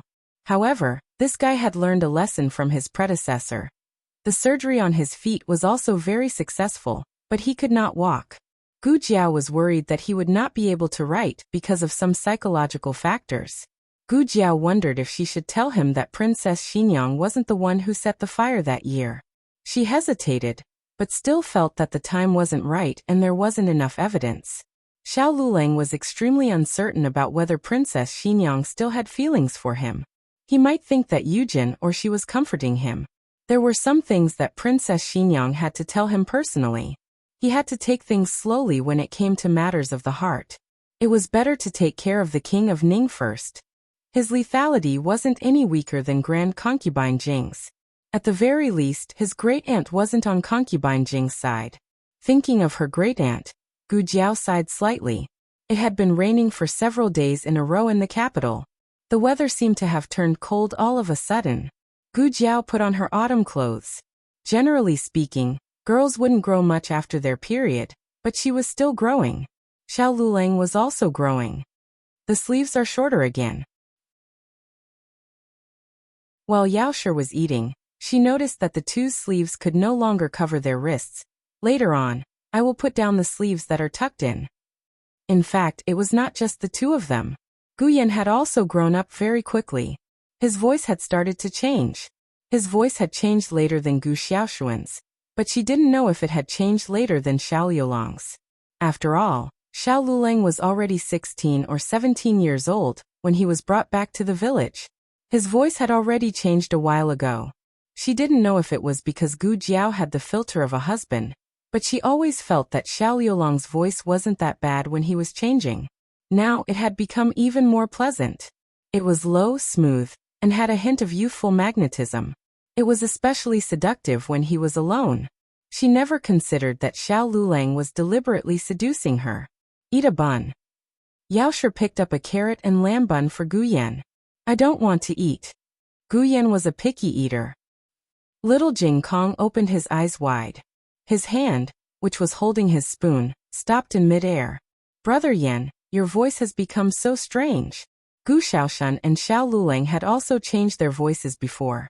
Gu Xiaoshan still had his voice until now. However, they were already like this when little Jing Kong came to their house. It wasn't too sudden. Gu Yan's voice had changed from a young teenager's to this voice. The change was a little big. Xiao Liulang's voice had changed after his voice changed. However, the change wasn't as big as when he suddenly changed his voice. Therefore, little Jing Kong almost didn't notice the change in his bad brother-in-law. However, he immediately noticed Gu Yan's change. Gu Yan still hadn't adapted to his new voice. He was a little excited and a little embarrassed. He cleared his throat and stuffed a pork bun into little Jing Kong's mouth. Eat your food. Little Jing Kong wanted to argue with him. However, he suddenly bit into the candy inside. He suddenly felt that eating pork bun was more interesting than exploring Brother Yan's new voice. The sky was clear today. Qinghe Academy and the Imperial College had a rare holiday. Gu Jiao brought a few men from her family into the palace to visit her great-aunt. Little Jing Kong was a frequent visitor to Rinshou Palace. Gu Yan and Gu Xiaoshan rarely came. After all, they were people who needed to attend special classes. They couldn't afford to be hurt. They entered the palace as usual. The token was already covered with dust. Empress Dowager Zhuang was busy reviewing the memorials. Coincidentally, a palace maid knocked her favorite glazed flower lantern into the inkstone. The entire lantern was dirty. The palace maid trembled and knelt down. Eunuch Qin couldn't bear to watch. If you're unlucky, I can't save you. However, the next second Fei Chui reported. Miss Gu and the little boys are here. Eunuch Qin felt that Empress Dowager Zhuang's murderous aura was extinguished. He hurriedly winked at the little palace maid. Okay, you're lucky. Hurry up and leave. Gu Jiao brought a jar of handmade milk dates. She didn't put any sugar. It was the natural sweetness of the dates. It didn't matter if her great-aunt ate a few more. Empress Dowager Zhuang was satisfied with their trip. Empress Dowager Zhuang and Gu Jiao sat in the corridor and ate milk dates. The three of them played in the yard. Gu Xiaoshan didn't always cut wood. He also had mischievous moments, such as now. He even proposed to climb the tree to steal the bird's nest. This proposal was strongly supported by little Jing Kong. Gu Yan didn't want to do it. He couldn't climb up. Empress Dowager Zhuang calmly watched the three of them bicker. Gu Yan, with her eloquent tongue, outsmarted the little carpenter and the little monk. In the end, she successfully dragged the little carpenter into her camp and went fishing. Gu Yan smiled proudly. Little monk, are you going or not? Little Jing Kong put his hands on his hips and stamped his feet. I'm not going. What nonsense. Cough. Empress Dowager Zhuang was choked by this sudden nonsense. She almost tried to save herself again. Gu Yan narrowed his eyes slightly. Little guy, you learned to swear? Who did you learn from? With Su Kanji. Ha ha ha. Little Jing Kong stuck out his tongue and made a face. Then he ran away quickly. Gu Jiao looked at Empress Dowager Zhuang strangely. Great-aunt, did you teach him? Empress Dowager Zhuang righteously said. How could I teach him that kind of language? Can't there be any trust between people? She just accidentally said it once and the youngest son of the Minister of War heard it. But she didn't teach him. It was the little guy who secretly learned it. The Renshou Palace was full of the voices of the three little men. Empress Dowager Zhuang couldn't stand noise before. But after living in the countryside and Bishui Alley for a while, Empress Dowager Zhuang's ability to bear noise was trained. In addition, Empress Dowager Zhuang found that Gu Yan's voice had changed. Humph, the little brat was finally going to grow into a man. Little Jing Kong and Gu Xiaoshan wanted to eat fresh flower pancakes. Gu Jiao took a basket and went to the imperial garden to pick flowers. Coincidentally, the crown princess was also there. She also came to pick a few flowers. But she didn't eat them. She wanted to arrange them. Gu Jiao was alone. The crown princess was with Chunying. Gu Jiao didn't even look at the two of them. She went to the other side to pick the flowers she needed. The latest chapter of this book is not finished yet. For more exciting content, please scan the QR code below to download the app. Novels are updated faster. Millions of novels are free to read. Novels with content that can't be found on the internet are all available here. https://www.zhbqg.com/89642_8964286/1100820505. HTML Genius remembered the website address in 1 second. www.zhbqg.com Bikugo mobile reading website. zhbqg.com.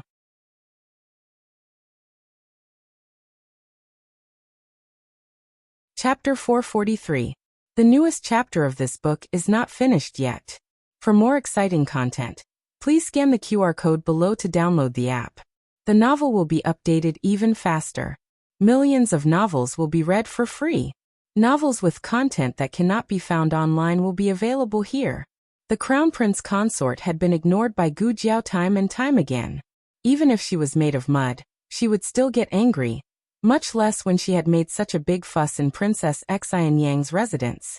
Even more infuriating was that she had promised Princess Xian Yang that she would not publicize this matter. Only later did she find out that Princess Xian Yang was protecting her, because Princess Xian Yang might have already known and acknowledged her as her daughter-in-law. She even lied to her by saying that she was a doctor. The Crown Prince consort thought about it carefully. The reason she was so angry was not because Gu Jiao had done anything. Instead, it was because she had clearly not done anything. Yet she was gradually replacing her position in Princess Xian Yang's heart, stealing away what originally belonged to her. Princess Xian Yang's protection and Ahing's affection. The Crown Prince consort put the scissors in her hand back into Chun Ying's basket. Walking over, she stood at Gu Jiao's side and faintly asked, "Do you know where Xiao Lulang is?" Gu Jiao cut a flower and calmly said, "What does my husband's whereabouts have to do with you? Have you become addicted to thinking about other people's husbands?" "You." The Crown Prince consort's expression changed. "Gu Jiao, get out of the way. Do you know who exactly wants to deal with Xiao Lulang? Only I can help him." From beginning to end, the Crown Prince consort had never wanted to take Xiao Lulang's life. She also did not want to just watch him die. Gu Jiao turned around and gave her a mocking look. "Do you know? Late affection is more worthless than grass." She felt sorry for Xiao Heng. What was he doing earlier? Who exactly caused Xiao Heng's tragedy? In this world, there were two kinds of people who were the most annoying. One was those who committed heinous crimes and had a clear purpose of harming people, such as Prince Ning. The other was those whose crimes were not worthy of death. Their original intention was not to kill people, but they had caused a lot of trouble. Except for themselves, others would be implicated to death by them. The former could still be dealt with according to the law, and obtain the satisfaction of the people. The latter, however, could not be killed, and it was unbearable to endure, as if a fishbone was stuck in the throat. However, she had heard that the laws of the Zhao country were different from the laws of her previous life. She didn't know what crime it was for the Crown Princess to seduce Ning Wang. The Crown Prince consort was completely at a loss for words. She seemed to understand, but she did not seem to understand. She had no feelings for Xiao Lulang, but she had feelings for Xiao Heng. So, what Gu Jiao meant was that she admitted that Xiao Lulang was Xiao Heng, and she had exposed that she still had feelings for Xiao Heng? How dare she say such a thing? Wasn't she afraid that she would reveal Xiao Heng's identity? Or was it that she had already seen through that she knew that Xiao Lulang was Xiao Heng? Of course, the most painful thing was that late love is more cheap than grass. Why did she humiliate her like this? Gu Jiao did not care what the Crown Prince consort thought. After picking the flowers, she left without looking back.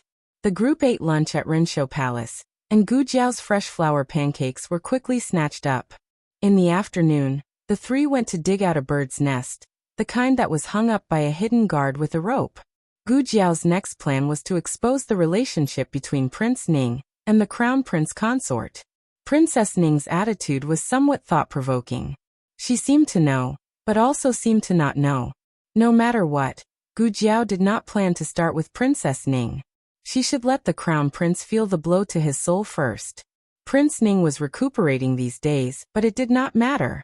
Some things could be fabricated out of thin air. After the first class in the afternoon, Gu Chengfeng went to the outhouse. Suddenly, a gerfalcon flapped its wings and landed on his shoulder. It covered its bird head with one wing and patted the back of his head with the other. Then, it arrogantly stretched out a bird's claw. Gu Chengfeng. To be honest, this girl might as well catch him herself. Why did she always have a bird run errands? As usual, there was a note tied to little Nine's leg. On the note, there was a drawing of a bloody knife. East Palace, come quickly. Gu Chengfeng's mouth twitched. He swore that if they were going to rob the crown prince's treasury, he would get half of it. Unfortunately, Gu Chengfeng was disappointed. Gu Jiao was not going to rob the crown prince. Gu Jiao, have you seen the crown prince consort? Gu Chengfeng, why are you asking this? Gu Jiao, have you heard her speak? Gu Chengfeng, something is wrong with you. Gu Jiao, forget it. It doesn't matter if you have heard her speak or not. Let's hear it again. Then Gu Chengfeng was dragged to the East Palace by a small hand. Gu Jiao went in openly, and Gu Chengfeng was thrown in openly by her. As for whether they would be discovered by the experts in the East Palace, it would depend on Gu Chengfeng's ability. Gu Chengfeng, who almost fell flat on his face, gritted his teeth. This damned girl. What are you doing here? The crown prince consort looked coldly at Gu Jiao, who was being let in. She was arranging flowers in the warm room, and the table was covered with scattered branches and petals. Gu Jiao sat cross-legged across from her. I came to talk to you. The crown prince consort cut a peony.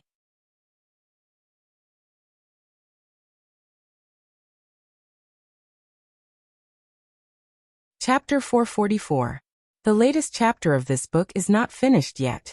For more exciting content, please scan the QR code below to download the app. The novel will be updated more quickly. Millions of novels will be read for free.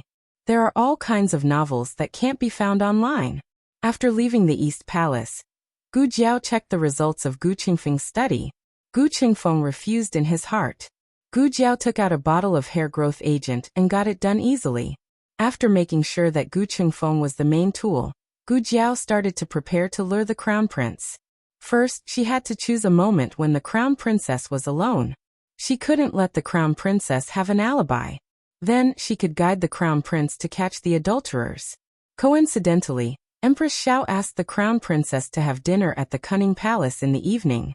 The East Palace had been busy recently, so Qin Chuyu was taken back to the Cunning Palace. After dinner, Qin Chuyu wanted to go to the Cunning Palace to find little Jing Kong. Empress Xiao asked the crown princess to go with Qin Chuyu.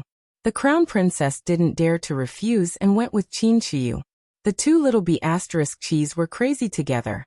They went from the Renshou Palace to the Imperial Garden, and from the Imperial Garden to the Supreme Liquid Pool. The crown princess was ordered to watch Qin Chuyu, so she had to follow. But she couldn't keep up with the two little guys. Soon she lost them. The crown princess only had Chunying with her. It was easy to send her away. Gu Jiao walked over. Do me a favor. Take it over there. The crown princess frowned. You again? Are you haunting me? Gu Jiao raised her eyebrows. Are you going to help me? If the crown princess came to ask Gu Jiao wouldn't help her. But the crown princess was different. She had a background and status, so she had to help her. The crown princess looked at Gu Jiao's basket and said to Chunying, Take it for Dr. Gu. Yes. Chunying took the basket reluctantly and walked towards the pavilion with Gu Jiao. Gu Jiao walked halfway and said to Chunying, Take it to the Renshou Palace. I want to pick some fruits. Chunying choked. Didn't she say she only wanted to take the pavilion? Why did it become the Renshou Palace? My crown princess is there alone. I'm worried. I'll ask her to pick fruits with me, okay? That's why I'm worried. Chunying muttered in her heart, but she didn't dare to show it on her face. This was the Imperial Palace, and Qin Chuyu and the servants were nearby. Chunying knew that Gu Jiao wouldn't dare to do anything, so she left with the basket. Gu Jiao wouldn't really tell the crown prince consort to pick the fruit. She turned around and headed towards the imperial study. Today, the crown prince was in the imperial study. Eunuch Qin had given him a message. When Gu Jiao arrived at the imperial study, the crown prince had just come out. The crown prince looked at her strangely. Why are you here? What are you doing here? Is the imperial study a place where people like you can enter? The crown prince's impression of Gu Jiao was that she was Xiao Liulong's wife, that she was ugly, that she grew up in the countryside, that she was a lowly little female doctor, and that he didn't know what kind of luck she had to obtain the favor of His Majesty and the Empress Dowager. In short, he didn't think highly of Gu Jiao. Gu Jiao didn't mind the crown prince's attitude towards her at all. He came out, so she didn't have to make up an excuse to bring him out. I was passing by. Gu Jiao said without changing her expression. Is the crown prince going back to the Eastern Palace? I just encountered the crown prince consort near the Supreme Liquid Pool. The crown prince was going back to the Eastern Palace, but when he heard that the crown prince consort was at the Supreme Liquid Pool, he changed his mind and went straight to the Supreme Liquid Pool. Gu Jiao went in the same direction as him. The crown prince frowned and asked impatiently, Why are you following me? Gu Jiao raised her brows and said, I'm not following your highness. I'm also going to the Supreme Liquid Pool. My younger brother is playing with the 7th prince near the Supreme Liquid Pool. The crown prince had heard of Qin Chuyu's new friend, the little guy called Jing Kong. The crown prince frowned but didn't say anything. The two entered the inner palace together.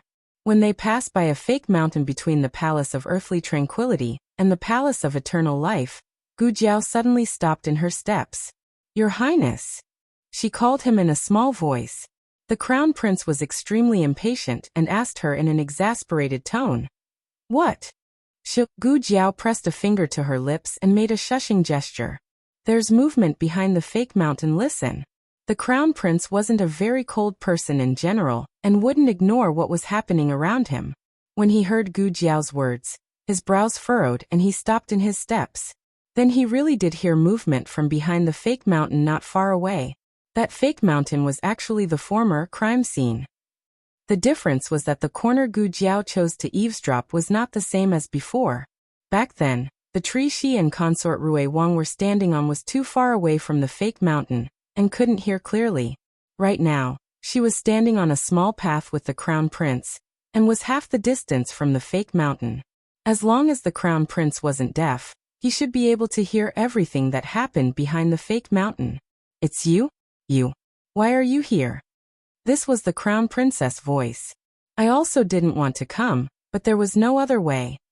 This wasn't Ning Wang's voice. Ning Wang was seriously injured in bed and was currently recuperating in the Ning Wang Fu. It would be strange if he came. I think you're crazy. This is the Imperial Palace. Coming to see me in broad daylight. Aren't you afraid of being discovered? Don't worry, my martial arts are very good. I won't be discovered. Leave. I'll leave after delivering Master's message. Master wants you to remember that you are his woman, and remember your identity. Don't always hide from him. If there's a next time, he won't be able to guarantee that your relationship will be resolved. Are you threatening me? I've delivered the message, so I'm leaving. Wait. How are his injuries? A concerned and worried tone. If you're really worried about Master, why don't you personally visit him? You haven't seen Master in so long. Don't you miss him? She sighed bitterly. What's the use of missing him? Can I leave the Imperial Palace whenever I want? What if people suspect me? Don't worry, as long as you want, Master will arrange it for you. Actually, there was nothing else when she asked about his injuries. The last few sentences were improvised by Gu Qingfeng. He added random lines again. Gu Jiao had been observing the crown prince's expression from beginning to end. The crown prince didn't react at all when he heard the first two sentences, but he frowned slightly when he heard the third sentence. And when he heard the words, I'll leave after delivering Master's message, his frown deepened. He was clearly a bit angry. No, this was his reaction after being cuckolded? Wasn't it a bit wrong? With the crown prince's feelings for Wen Linlang, he should have drawn his sword and charged forward. If he didn't kill Wen Linlang, He would have killed that adulterer or both of them. But he didn't. Gu Jiao asked strangely, Crown Prince, did you recognize that person's voice just now? The Crown Prince snorted coldly. How could I recognize it? I don't know him. Gu Jiao gaped. You don't know him? Don't you think the voice just now was a bit familiar? It sounded like the Crown Princess, wasn't it? Familiar? The Crown Prince thought carefully and said, I think so. It sounded a bit like Lin Long's voice, but it's still a far cry. Gu Jiao. How did he recognize it? Or was this man's trust in the Crown Princess so blind that it was unshakable? Moreover, Lin Lang wouldn't betray me, the Crown Prince said. As expected, it was the latter. Crown Prince, oh Crown Prince, you're really blind and green. The original plan was for the Crown Prince to hear Wen Linlong's voice, and suspect that she had an ambiguous relationship with a man outside the palace. Gu Jiao would then secretly throw out some false evidence to point at Prince Ning. As long as the crime of having an affair with the Crown Princess was confirmed, Prince Ning would be powerless. Who would have expected that the Crown Prince, this pig of a teammate, would be so useless? Gu Jiao didn't want to pay attention to him anymore. The Crown Prince said coldly, I have to go and see who dares to cause trouble in the harem here. Go, go, go. It would be strange if I could see. Of course, the Crown Prince couldn't watch. After Gu Chengfeng finished his performance, he used his qinggong to leave. The Crown Prince clenched his fists. Damn it, I will definitely investigate this thoroughly. Gu Jiao rolled her eyes. The first plan was ruined. It didn't take long for the news to reach King Ning's ears. Ever since Gu Jiao beat him up, Prince Ning secretly sent people to keep an eye on Gu Jiao's movements. Prince Ning was drinking medicine, and narrowed his eyes when he heard this. She really took the Crown Prince to catch the adulterers? Qi Fei said. It should be to catch the adulterers. I don't know where she found someone with excellent vocal skills to imitate the Crown Princess's voice. That person was wearing a mask, so this subordinate doesn't know who he is. Prince Ning sneered. You think you can compete with me with this little trick? Continue to keep an eye on her. Yes. After keeping an eye on Gu Jiao for the past few days, Prince Ning had gained a lot. Unknowingly, it was the end of the month. Prince Ning recovered from his injuries and entered the palace to pay respects to the emperor. Gu Jiao and the Crown Prince were also there. Gu Jiao came to take the emperor's pulse, while the Crown Prince came to report to the emperor on the progress of the investigation into Xiao Liulang's whereabouts. After so long, there was still no news of Xiao Lulang. The Crown Prince and the emperor began to speculate whether Xiao Lulang had met with a mishap. Gu Jiao had been to Huaqing Palace many times, so the emperor understood that she was also anxious to know Xiao Liulang's whereabouts. The emperor didn't dare to tell Gu Jiao his speculations, fearing that Gu Jiao would be upset and unable to bear it. Because of Xiao Liulang's matter, the emperor's heart was heavy, so he didn't look very happy when he saw the recovered Prince Ning. This son is fine. In a while, I will go with second brother to find Xiao Xiuzhuan. The emperor sighed. He had just recovered from his injuries and should be resting in bed, but the emperor didn't reject Prince Ning's suggestion. He really wanted to find Xiao Lulang as soon as possible, even if it was just a corpse. Right, did you catch the assassin who ambushed you last time? Prince Ning glanced at Gu Jiao without leaving a trace. Gu Jiao didn't look guilty at all. Prince Ning's mouth twitched, and he said to the emperor, replying to Imperial Father, not at the moment. The emperor coldly said, continue the investigation. Assassinating a prince right under the emperor's nose, I'm afraid it's an act of rebellion. Prince Ning said, this matter has already been handed over to the capital government. I believe there will be news soon. Gu Jiao's expression didn't change at all. She withdrew the hand that was taking the emperor's pulse. Your Majesty, your liver has been very hot recently. Your diet should be lighter. Eunuch Wei said. His Majesty can't eat at all recently. Miss Gu, please help persuade His Majesty. This old servant's words are useless. Eunuch Wei was really the best teammate. He had such a tacit understanding even when they didn't speak. Gu Jiao sighed and said, then, why don't I stay and have a meal with His Majesty in a while? It just so happens that we can celebrate His Highness Prince Ning's recovery. Prince Ning gave Gu Jiao a deep look. The emperor didn't notice the undercurrent between the two. He nodded. Okay, you two brothers should also stay and have a meal. After a pause he said, call little Qi over as well. Eunuch Wei smiled and said, His Highness the 7th Prince has a class today. He's in the Imperial College. The emperor patted his head in amusement. I was so busy that I forgot. Gu Jiao said, Your Majesty, the Empress Dowager likes the fresh flour pancakes I made. I'll also make some for Your Majesty to try. The emperor smiled and said, Okay. Shortly after lunch, Gu Jiao's fresh flour pancakes were also out of the oven.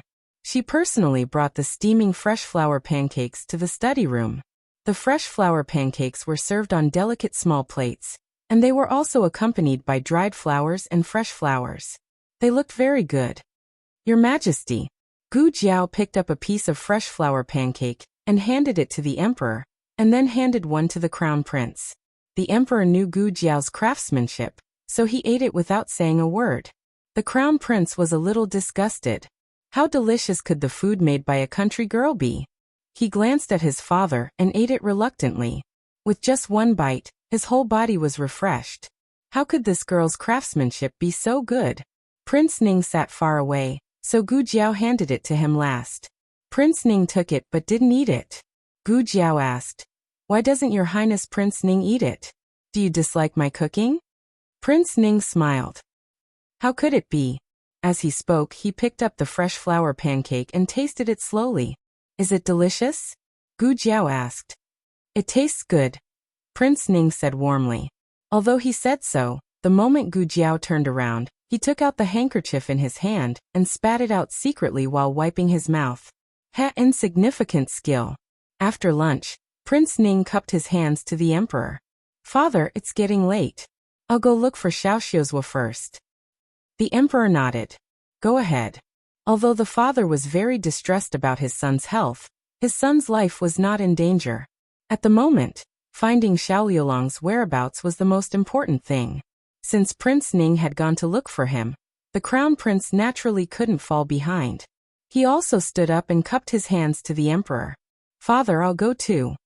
Okay. Be careful on the way. The emperor was a little worried that the expert who secretly injured Prince Ning would come back. Your Majesty, I'll go back too, Gu Jiao said. The emperor nodded. All right, you can go. Gu Jiao left Pure Flower's palace with a small basket on her back.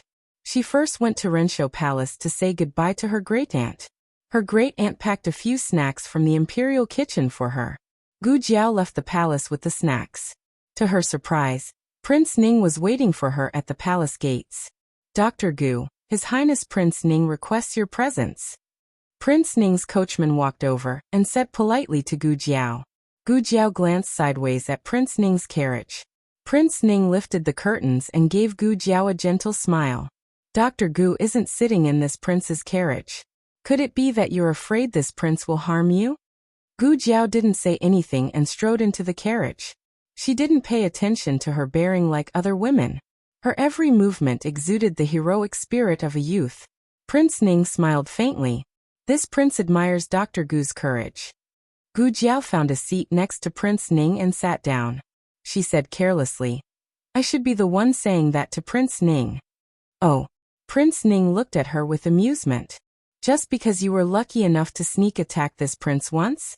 That was only because this prince wasn't on guard. If we really fought, you wouldn't be this prince's match. Gu Jiao didn't say anything. Prince Ning took it as her tacit agreement. After the carriage traveled for a while, Gu Jiao suddenly said, Your Highness Prince Ning, do you feel uncomfortable anywhere? The latest chapter of this book is not finished yet. For more exciting content, please scan the QR code below to download the app. Novels are updated even faster.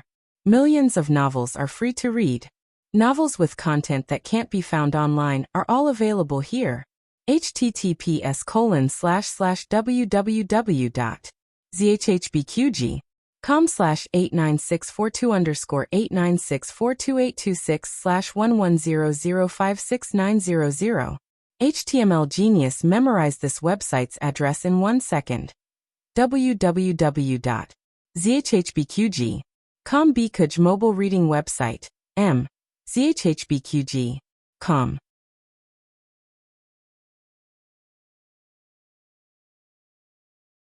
Chapter 445.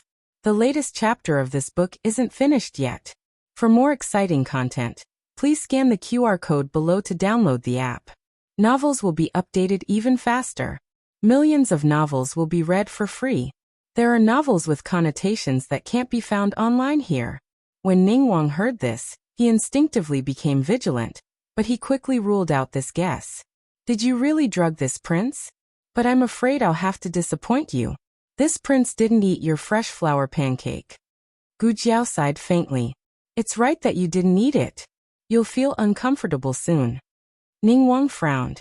Before he could ask her why she said this, a strange feeling suddenly flashed through his body, and his heart started to panic.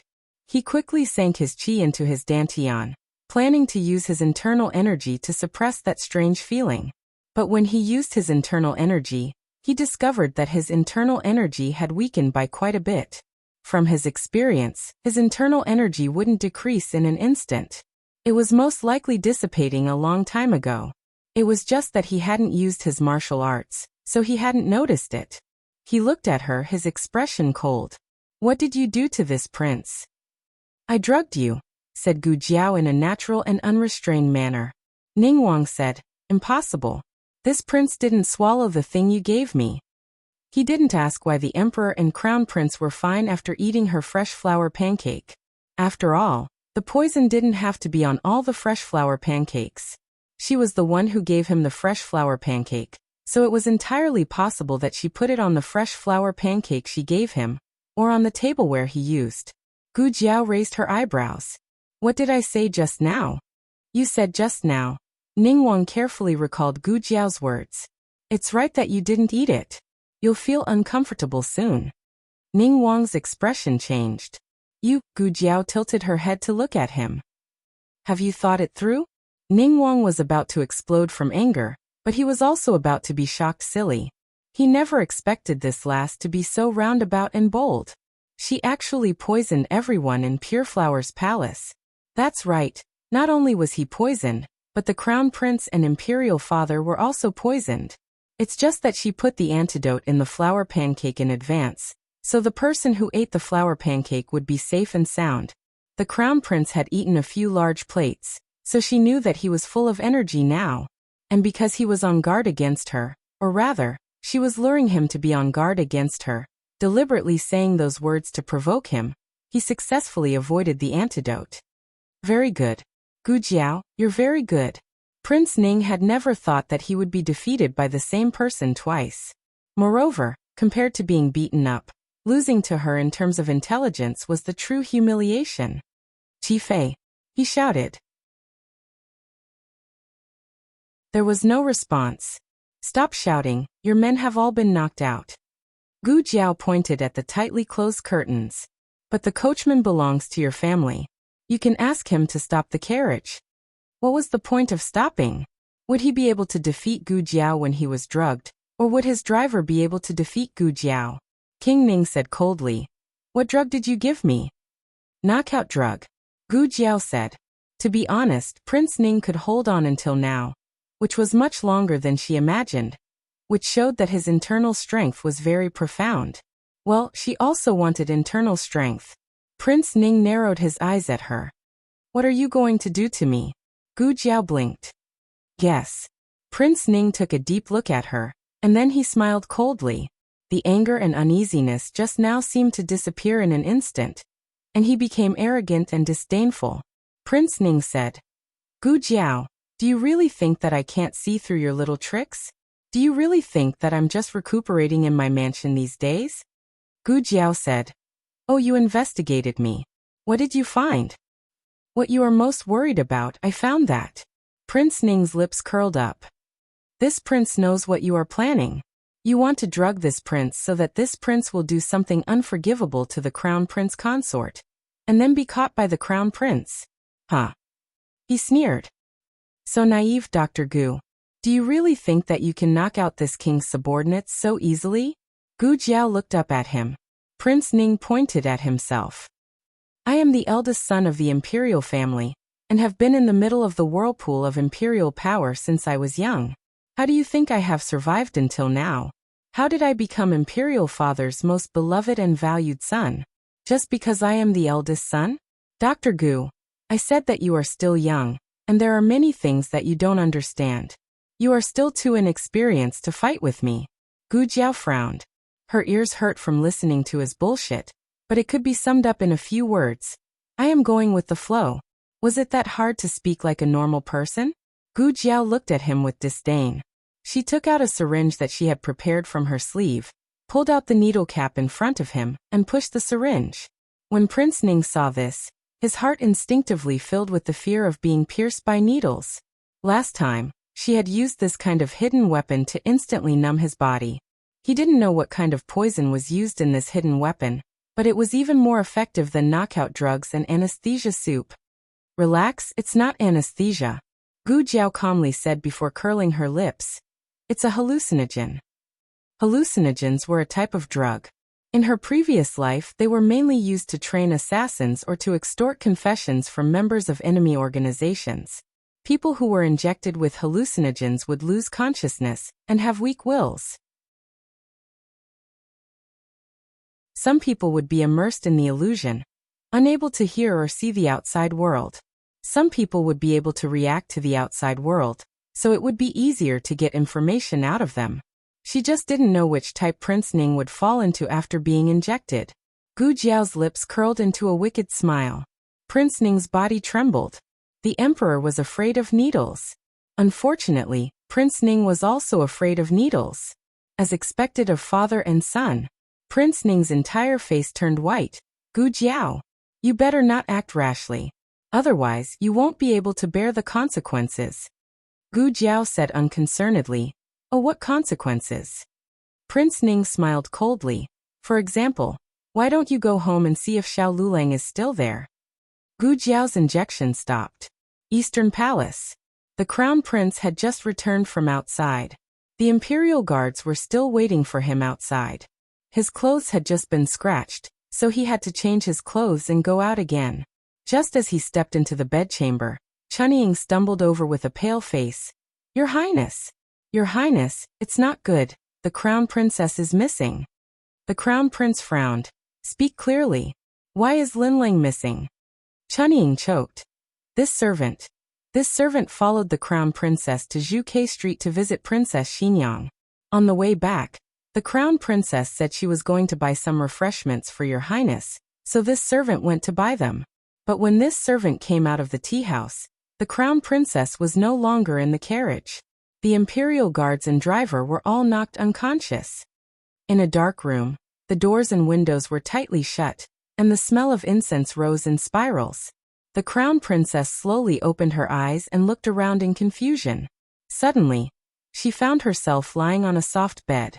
It took her a long time to adjust to the dim light in the room. Then, she found a person lying next to her.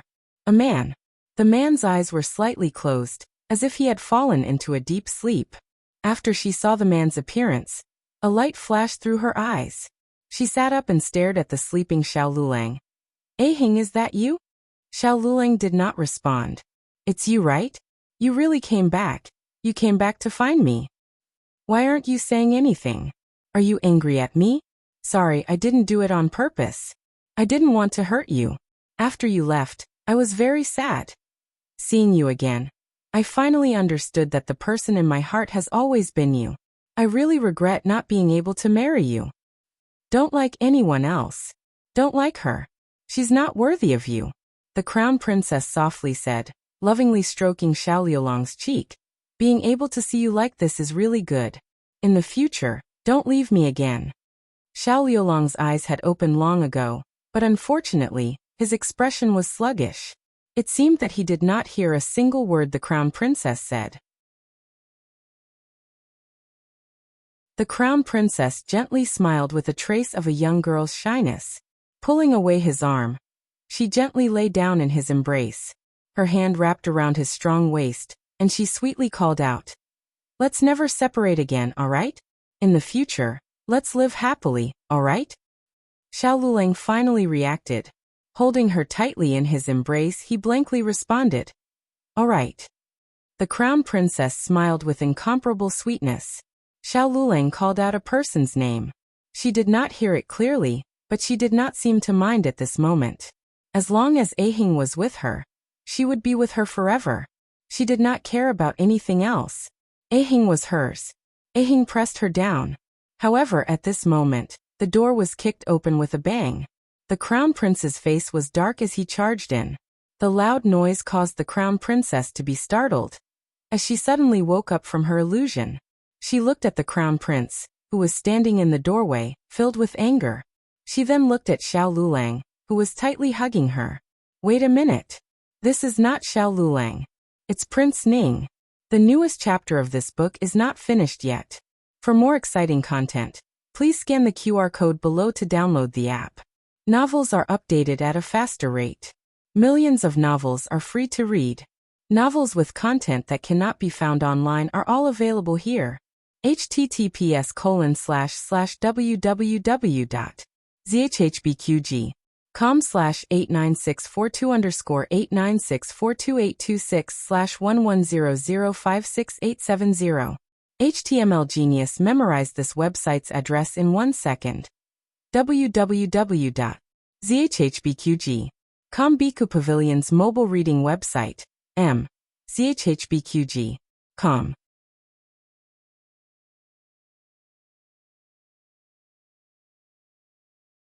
Chapter 446. The newest chapter of this book is not finished yet. For more exciting content, please scan the QR code below to download the app. Novels are updated even faster. Millions of novels are free to read. Novels with connotations that cannot be found online are all available here. The crown princess face turned pale. How could it be like this? Was it not Xiao Lulang? No, it should not be Aheng, right? How could it become Prince Ning? Her first reaction was to stare at the adulterer on the bed. The crown prince's gaze became even colder. The crown prince's throat was filled with a metallic sweetness. He felt that he was on the verge of collapse. He fiercely pinched himself. This was not a dream. This was real. This was King real. His Lin Lang, the sincere and gentle Lin Lang, the knowledgeable Lin Lang, the Lin Lang that was in harmony with him. How could she do this sort of thing with another man behind his back? Everything happened too quickly. He did not even have time to react. In his great shock, all the blood in his body seemed to have frozen. Every word that Wen Lin Lang said was like a knife, fiercely stabbing at the crown prince. If he said it hurt, it did not seem like it. If he said it did not hurt, he would not be able to straighten his body. The crown prince's eyes turned red. He staggered and crashed into the wooden door behind him. With another loud sound, the crown princess finally recovered from her shock of Xiao Lulang becoming Prince Ning. Only then did she realize that her absurd actions and crazy words had been heard and seen by the crown prince. Her mind was a little chaotic. Those words did not seem like they came from her. She could not say such explicit words. But she had said them. What exactly was going on? There was also Prince Ning and the crown prince. Everything was filled with an inexplicable strangeness. But the situation was urgent, and she did not have the time to sort it out. She looked at the crown prince, who looked as if he had been struck by lightning. Her gaze moved, and she pulled up her clothes without leaving a trace. Following this, she got out of bed and arrived in front of the crown prince with red eyes. Reaching out, she grabbed the crown prince's hand. "Your Highness, let me explain." The crown prince almost subconsciously avoided her. Dodging like this, he could not avoid crashing into the door again. The place that had hurt earlier felt double the pain. This pain caused him to instantly wake up. He looked at Wen Lin Lang in disbelief, his face full of hurt. Why did you do this? Why would he do that? She didn't want to do that at all. God knows what happened. She just went out to buy some things. How did she suddenly lose consciousness? When she woke up, it was already. The crown princess complained tearfully. "Your Highness, believe me. I don't know what happened to me either. I was assassinated." The crown prince said. "Assassination? Did someone put a knife to your neck and force you to say those words? Did someone tie your hands and feet to prevent you from escaping?" You were willing, when Lin Lang. This monarch heard everything. You said you had him in your heart. He's the one you've always liked. As the crown prince spoke, he was on the verge of collapse. He was born as the empress's legitimate son, and had unparalleled nobility. Furthermore, he had Marquis Xuanping's powerful uncle backing him up. He could get whatever he wanted and had never suffered any setbacks. He wasn't as naughty as little Qi, so he didn't receive much punishment. His life had been smooth sailing for more than 20 years. Now that there was such a drastic change, it was as if even the sky had collapsed. Who is the adulterer? He asked with bloodshot eyes. The crown princess trembled, and reflexively moved a step to the right to block the crown prince's line of sight. The crown prince recognized her because he recognized her voice. In reality, the room was too dark, so the crown prince didn't see that the person on the bed was Ningguang. No matter how confused the crown princess' mind was, she knew that she couldn't let the crown prince discover that the man was his older brother. Otherwise, this wouldn't be a normal misunderstanding. It would be a calamity. The crown prince wasn't usually so sensitive, but he was provoked today and noticed the crown princess' imperceptible movements. It didn't matter if his heart was broken, or if his pride as a man was hurt. In short, he didn't even have any pity for Wen Linlang right now. He rudely pushed the crown prince consort aside and strode forward. Gu Jiao had injected Ningguang with a larger dose, a whole 2 times, so he woke up a bit later than the crown princess. He more or less understood what was going on. He thought that he could beat Gu Jiao at her own game, but he didn't know that he had fallen into the other's trap from the moment he had this idea. He could find Xiao Liulang's whereabouts because Gu Jiao told him to find Xiao Liulang's whereabouts. The person he had the hidden guards take away probably wasn't the real Xiao Liulang, but a substitute. Ningguang had guessed correctly about this point. This was the inspiration that Dual Blades sect gave Gu Jiao. There was something called a human skin mask in the Jianghu. The main material was fish glue and fish skin, and it was very realistic. If one didn't look carefully, they wouldn't be able to see it. If one moved too much, they would be exposed. But it would be fine if they were careful. The person who replaced Xiao Liulang and was taken away was Gu Chengfeng. He had already escaped without a trace by now. Ningguang knew that the crown prince was walking towards him. He knew that he couldn't let the crown prince see him. Otherwise, he wouldn't be able to wash away his crime no matter how favored he was. He grabbed the blanket on his body and abruptly covered the crown prince's head the moment he approached. Immediately after, he got off the bed and quickly walked out the door. But then he heard a thud as he fell face first onto the ground. F***CK. Who tied his feet up. This fall wasn't light, and Ningguang's brain was muddled. The crown prince was so busy that he was in a mess. After a long time, he finally pulled the blanket off his head. His hair crown had been pulled loose, and his hair was a mess. He cut a sorry figure. He didn't care about his royal bearing and first stretched out his leg to fiercely kick the other party, sneak attacking the crown prince. Tired of living? No, he had already F***king slept with his woman. Wasn't he tired of living? Good. This monarch wants to see who exactly this audacious adulterer is. It was already impossible for the crown princess to pounce over. After all, she didn't know martial arts and couldn't stop the crown prince. As for Ningguang, he was already muddled from the fall. What else could he do? The crown prince couldn't be bothered to use his hand to grab him, so he added another kick and flipped the other party over. It didn't matter if he didn't look, but when he did, he was struck by lightning again. Big brother? The shock of discovering that the adulterer was Ningguang was even greater than the shock of discovering that the crown princess had cuckolded him. He couldn't accept the reality in front of him. Ningguang took advantage of his daze to grit his teeth and take out the dagger at his waist to cut the ropes around his feet. Actually, there was nothing that couldn't be salvaged with just a glance. At most, Ningguang would tell the crown prince afterwards that he was innocent, and the adulterer was just wearing a human skin mask similar to his. Ningguang had only said good from beginning to end. From the crown prince's reaction, he didn't recognize his voice. His top priority was to quickly leave this place and think of a way to prove his alibi. But the crown prince pulled him back. Big brother, is that you? The crown prince asked dazedly. Ningguang turned his face away and didn't look at the crown prince. but the crown prince rolled up his right sleeve. When Ning Wang was 11, he had once taken his younger brothers to ride horses. At the time, the crown prince and Rui Wang had been young, only 8 years old. Their horses had collided, and they had almost fallen off their horses. In order to save them, Ning Wang had been injured. The crown prince remembered that there was a long scar on Ning Wang's right forearm. After so many years, the scar had faded a lot, but it could still be seen. The moment he saw the scar, the crown prince finally couldn't hold back his tears, and they fell with a plop.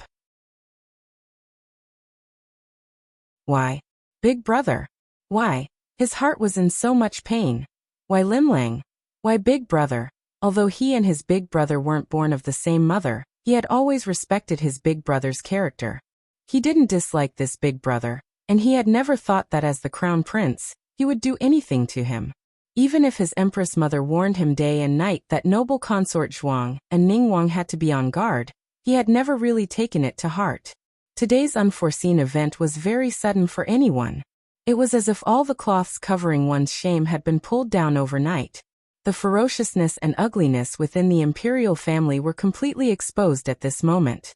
The crown prince was too well protected. The only thing he had done in his life was to have a private affair with Wen Linlang. However, that was also due to love. He got along with her as a friend. Before marrying Wen Linlang into the Eastern Palace, he had never touched a single strand of Wen Linlang's hair. If Xiaoheng hadn't died, if he and Wen Linlang hadn't gotten married, no matter how much he missed her, he wouldn't have used such a method to get involved with her. He couldn't understand Ning Wang's actions. Of course, he couldn't understand Wen Linlang either. These two people, what did they take him for? You guys disappoint me too much. He choked with sobs and raised his hand to wipe the tears in his eyes. He turned around and left angrily. He couldn't let him spread this matter. In a flash, Ning Wang's brain and body reacted at the same time. He took a step forward and pulled the crown prince back. He said coldly to Wen Linlang at the door, "Close the door." The latest chapter of this book is not finished. For more exciting content, please scan the QR code below to download the app. The novel will be updated even faster. Millions of novels will be read for free. There are all the novels that can't be found online here. https://www.zhbqg.com/89642_896428226/1100534338. HTML Genius remembered the website address in a second. www.zhbqg.com Biku Pavilion Mobile Version Reading Website. zhbqg.com.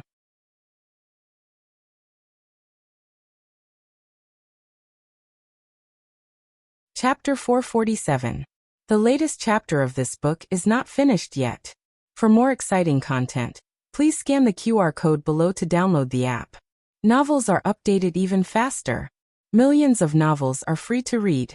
Novels with content that can't be found online are all available here. The Crown Princess expression changed. "What do you want to do?" Prince Ning said with a fierce gaze. "He knows about us. If he speaks of this, you know the consequences." The Crown Princess, of course she knew. It wasn't her first day marrying into the imperial family. She had memorized the imperial family's laws and was familiar with them. Adultery in the imperial family was a major crime. A light punishment would be imprisonment. A heavy punishment would be stripping her of her status and demoting her to a commoner. If the emperor was angrier, it wasn't impossible for her to be sentenced to death. But the crown princess looked at the dizzy crown prince who had been thrown to the ground by Prince Ning and hesitated for a moment. Prince Ning shouted, "What are you hesitating for? You aren't betting on how sincere the crown prince is to you, right? What misconception did his endless tolerance for you give you that he would still forgive you even after you betrayed him?" Yes, the crown princess did plan to do so. When a person had no bottom line for their indulgence, they would have the misconception that they could be forgiven for anything they did. She didn't go to close the door, but Prince Ning did. The door closed behind her with a bang.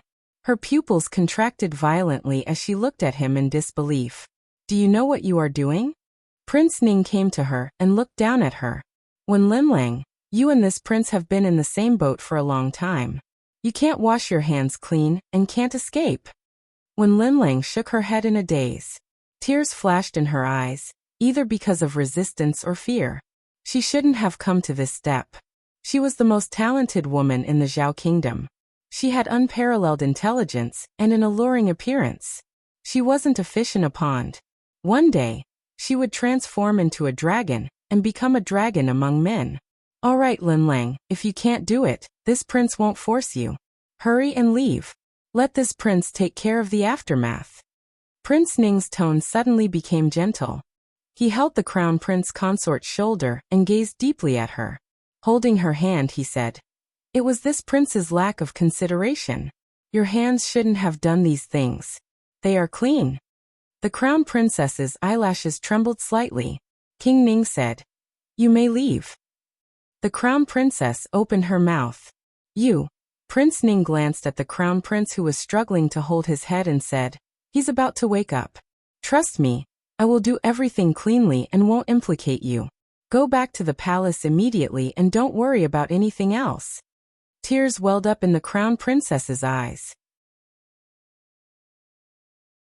Prince Ning smiled.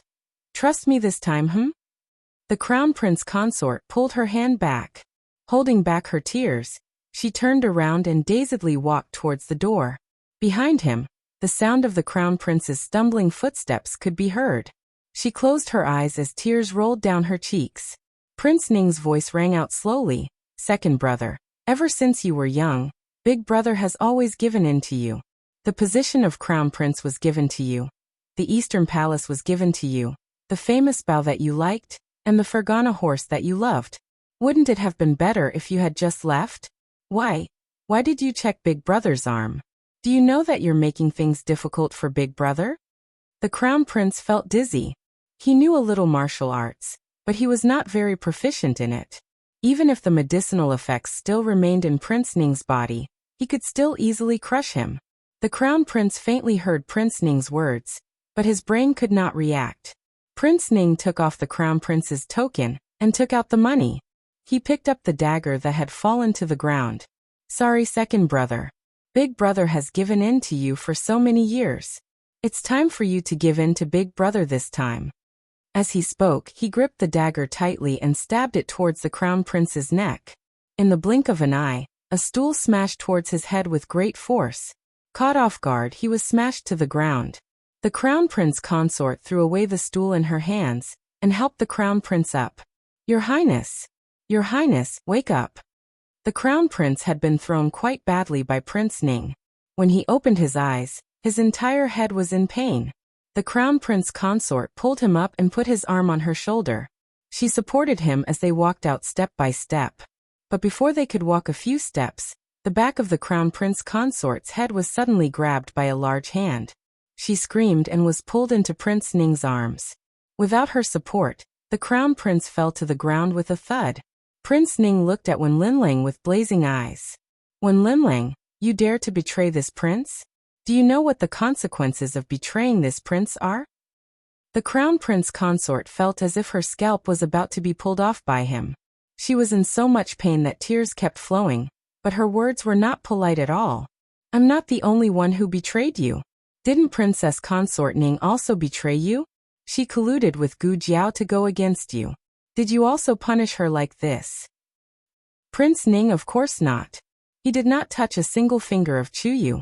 Prince Ning and Chuyu had gotten married 5 years ago. At that time, Prince Ning was 21, and Chuyu was 18.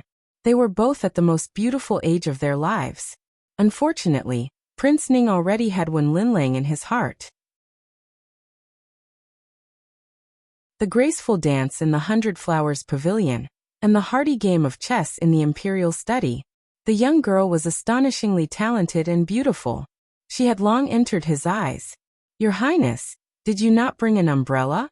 This is for you." The young girl had bright eyes and white teeth.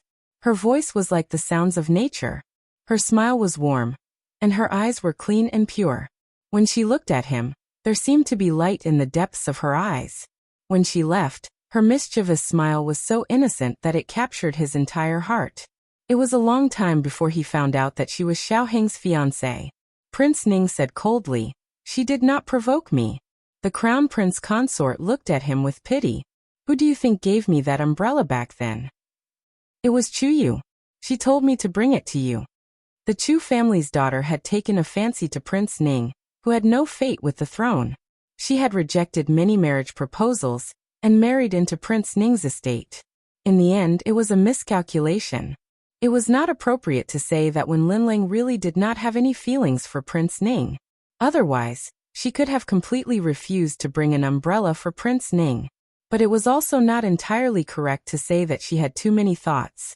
She was just used to winning people's hearts. She did not expect Prince Ning's heart to be poisonous. This man was not as gentle and harmless as he looked on the surface. He was a smiling tiger with a knife hidden behind his smile. When she realized this, it was already too late for her to withdraw. The crown prince consort's words stunned Prince Ning for a moment. If it was not such a critical moment, he might have been stunned for even longer. He quickly came back to his senses. He grabbed the crown prince consort's hand and forced the dagger into her hand. "Fine. Since you are not willing to leave, why don't you do it yourself?" The crown prince consort struggled to shake her head. However, she was not Prince Ning's match. Prince Ning grabbed her wrist and forced her to point the dagger at the crown prince's heart. When Linling used the last of her strength to resist Prince Ning, she could not kill the crown prince. Empress Xiao and Marquis Xianping would tear her apart. At least Prince Ning had the protection of the Zhuang family and the Empress Dowager. What did she have? She only relied on the crown prince's favor and her identity as the crown prince consort. If she lost even this, she would be completely powerless to reverse the situation. "Your Highness, please leave quickly." The crown prince finally regained some consciousness. He watched in horror as Prince Ning grabbed the crown prince consort's hand and stabbed it at him. He did not know where he got the strength from, but he actually kicked the two of them down. Then he scrambled toward the door. But before he could even cross the threshold, he was pulled back by Prince Ning. The crown prince trembled as he looked at him. "Eldest brother." Prince Ning grabbed his neck and raised the dagger in his hand. "Stop." A familiar shout came from the corridor across the street. Immediately after, a tall and powerful figure flew over. He grabbed Prince Ning's dagger with one hand and grabbed the crown prince from Prince Ning's hand with the other. It was the Dragon Shadow Guard. Not to mention that Prince Ning had been drugged. Even if he had not been drugged, he was not the Dragon Shadow Guard's match. The Dragon Shadow Guard only used an instant to subdue Prince Ning. He found a suitable place to place the limp crown prince, and made him freeze on the spot. The emperor walked in with an ashen face. Eunuch Wei and Gu Jiao entered with him. Prince Ning knew that Gu Jiao would bring people to catch the adulterers, but he thought that person would be the crown prince. He never expected that imperial father would also be here. To be precise, she had personally brought him here. The emperor's expression was extremely cold. He clenched his fists tightly and used all the strength in his body to stop his body from trembling. If he did not see it with his own eyes, who would believe that the two brothers would be like this? This was his most beloved eldest son. He was the pride of his life.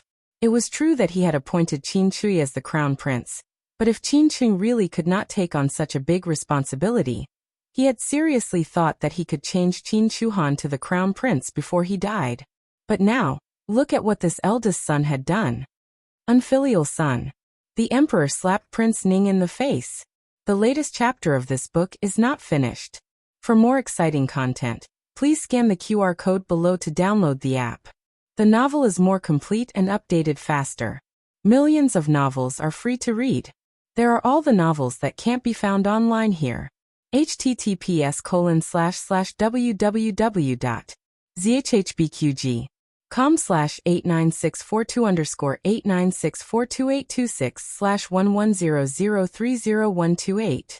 HTML Genius memorized the website address in a second. www.zhhbqg.com Biku Pavilion Mobile Version Reading Website. zhhbqg.com.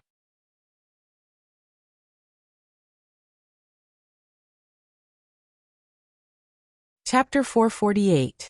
The newest chapter of this book is not finished yet. For more exciting content, please scan the QR code below to download the app. Novels are updated even faster. Millions of novels are free to read. Novels with content that can't be found online are all here. There are many things that if you don't see, you may never guess in your entire life. The emperor had high hopes for King Ning, but now he was disappointed. He used almost all of his strength in this slap, carrying endless shame and anger. It made King Ning bleed from the corner of his mouth.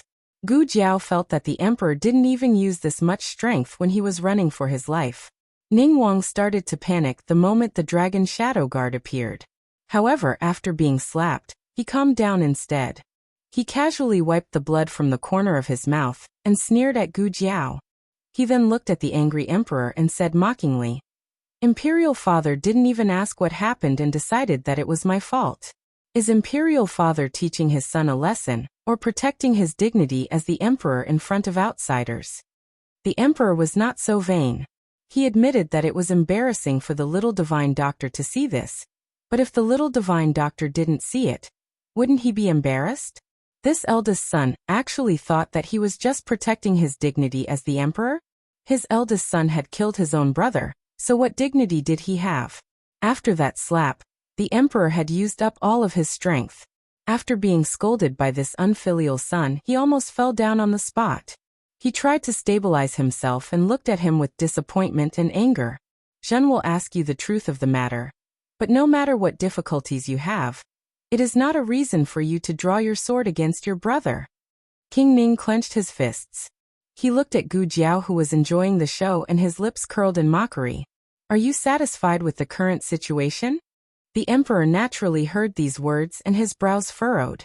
Gu Jiao looked at the bruised and swollen King Ning and said, "It's okay. It would be better if you fell more miserably." King Ning and the crown prince were brought back to the imperial palace. Because the crown prince's injuries were serious, the emperor had Gu Jiao accompany him to treat the crown prince. The crown princess was also brought back. When the emperor arrived at the scene, he only saw the scene of Prince Ning attacking the crown prince. He did not know about the dispute between the three of them, but he would soon know. Gu Jiao would treat the crown prince with great care. Ning Wang was imprisoned in Pure Flower's palace by the emperor. The emperor didn't interrogate him for the time being, not because he didn't have the heart to, but because he collapsed as soon as he returned to the palace.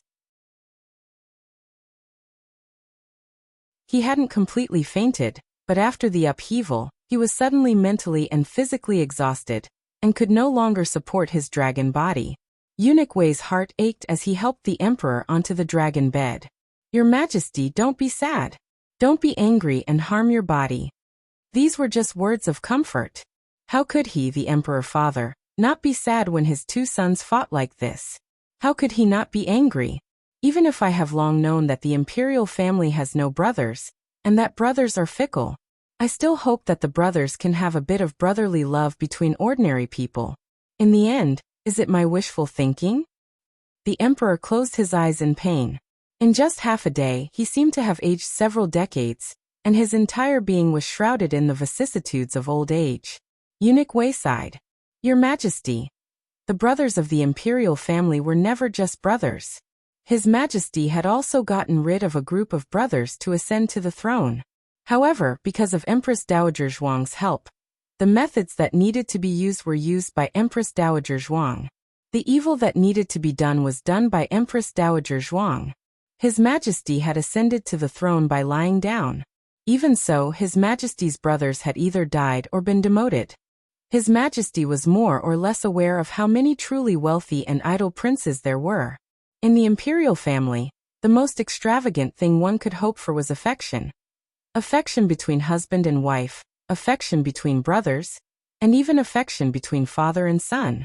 Eunuch Wei swallowed those useless words and bluntly said, "Your Majesty, it's better to discover it earlier than later."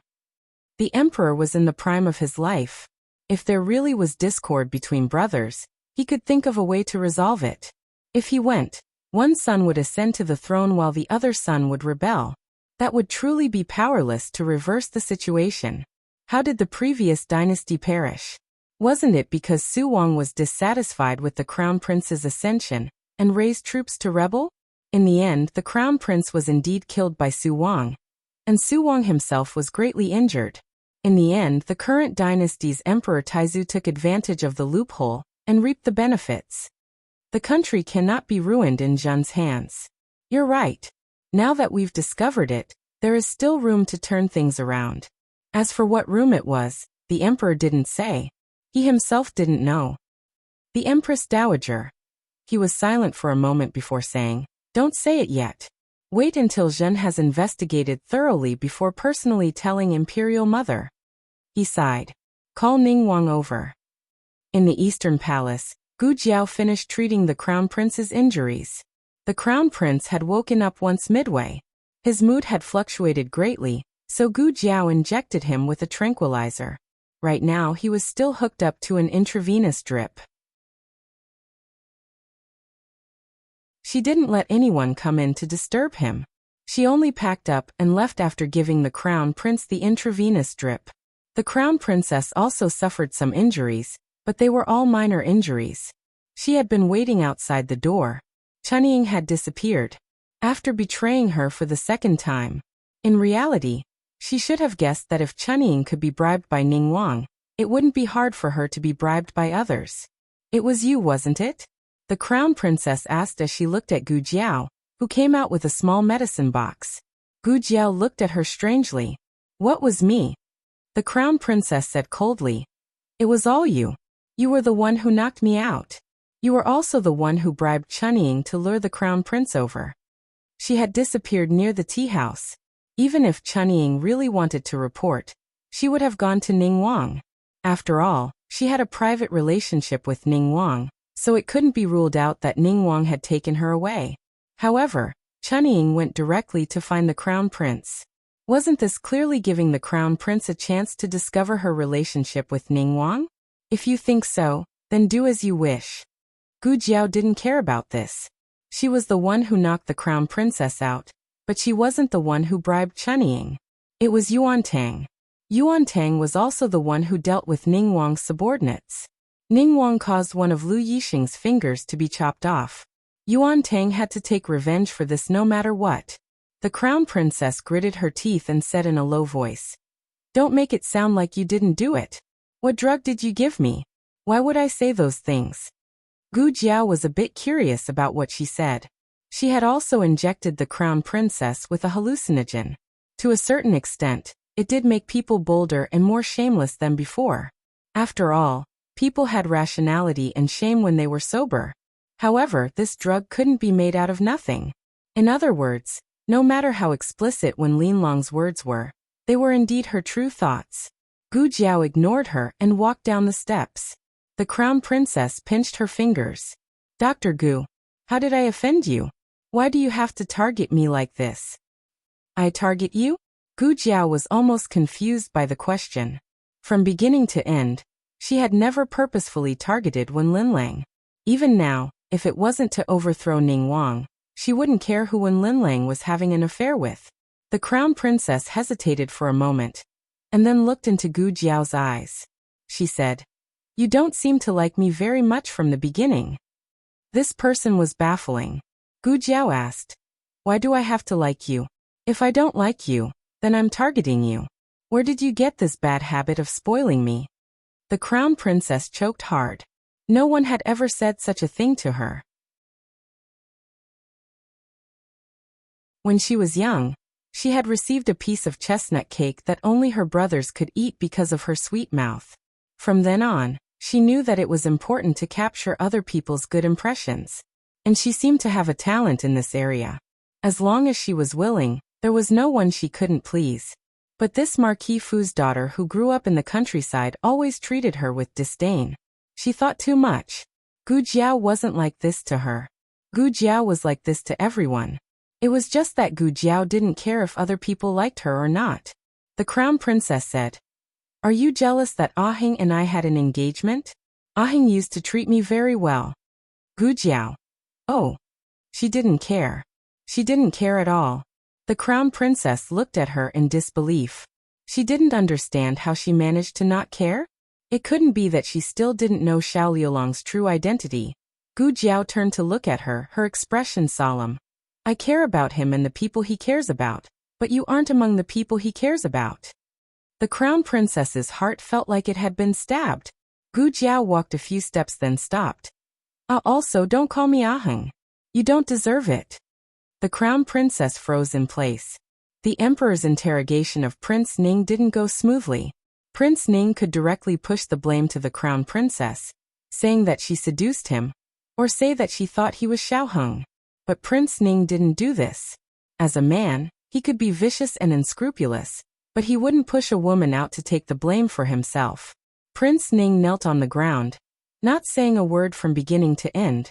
The emperor angrily said, Do you think that if you don't say anything, we won't be able to find out?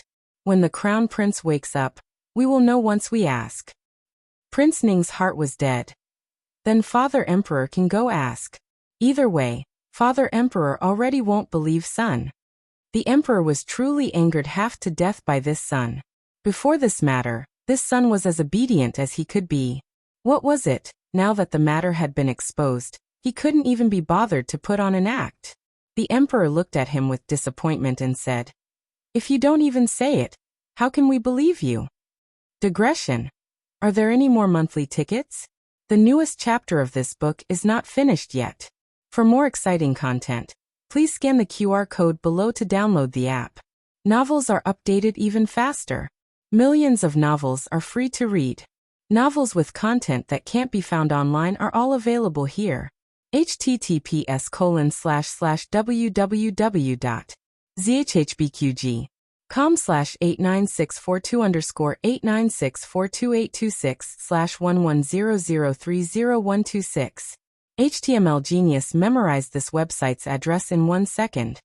www.zhbqg.com Bikagu mobile reading website. zhbqg.com.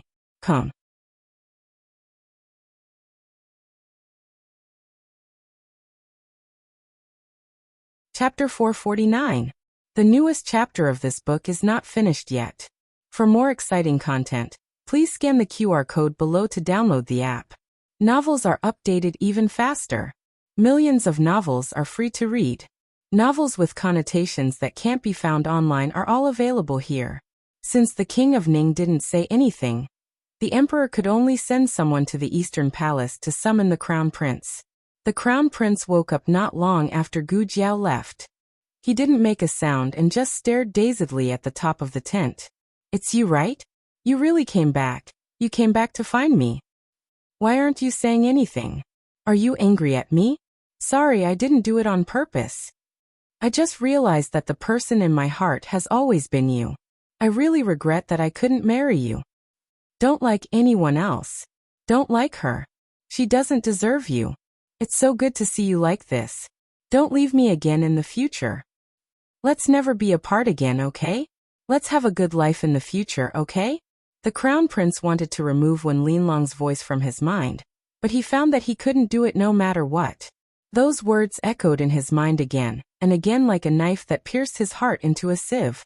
The crown princess knelt by the bed and looked at him with her arms on the edge of the bed.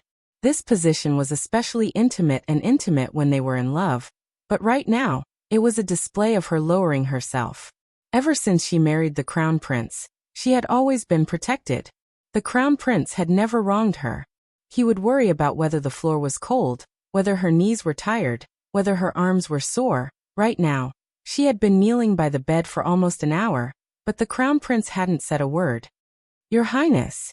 She finally couldn't help but speak. She grasped his cold and numb hand and pleaded. Believe me, I was framed by someone. It was Gu Jiao. She drugged me, so I said those nonsense. In her relationship with the crown prince, it seemed that the crown prince had the upper hand, but in reality, she had always held the initiative. The crown prince listened to her and was always easily coaxed by her. But the crown prince didn't react in time this time. He was like a puppet whose soul had been sucked out as he stared dazedly at the top of the tent. Your Highness. The crown prince consort raised her hand to caress his cheek. In the past, he always liked to pull her hand and place it on his face, smiling as he called her Linlang. There were some things that one would never lose in one's lifetime. She thought that she could easily get it back after losing it. From the bottom of her heart, the Crown Prince consort could not believe that the Crown Prince no longer paid attention to her. Your Highness. She held the Crown Prince's hand again and said to the Crown Prince, this concubine was really drugged. This concubine was going to buy snacks for your Highness. Does your Highness still remember Clear Lotus Pavilion? His Highness likes the desserts from Clear Lotus Pavilion the most, especially the lotus fragrance crisps there. The Crown Prince actually didn't like lotus cake. It was only when he first met Wen Linlang that he ate lotus cake. This dessert walked into his heart along with her. From the age of 13 until now, it had been a full 10 years. The simple love he had when he was young had turned into deep love later on. The only thing that had not changed was that this person had always been in his heart, and her weight had become heavier and heavier. The Crown Prince had once felt that even if Wen Linlang wanted his life, he would be willing to give it to her. From the first day he married her, he could actually feel that she didn't love him, so he would often worry about gains and losses. But he never gave up. He believed that as long as he treated her well, there would be a day when she would give her heart to him. But he hadn't expected that she would give it to King Ning and not to him. The Crown Prince consort said in a choked voice, Your Highness, believe me. I was really drugged. I don't even know what I'm saying.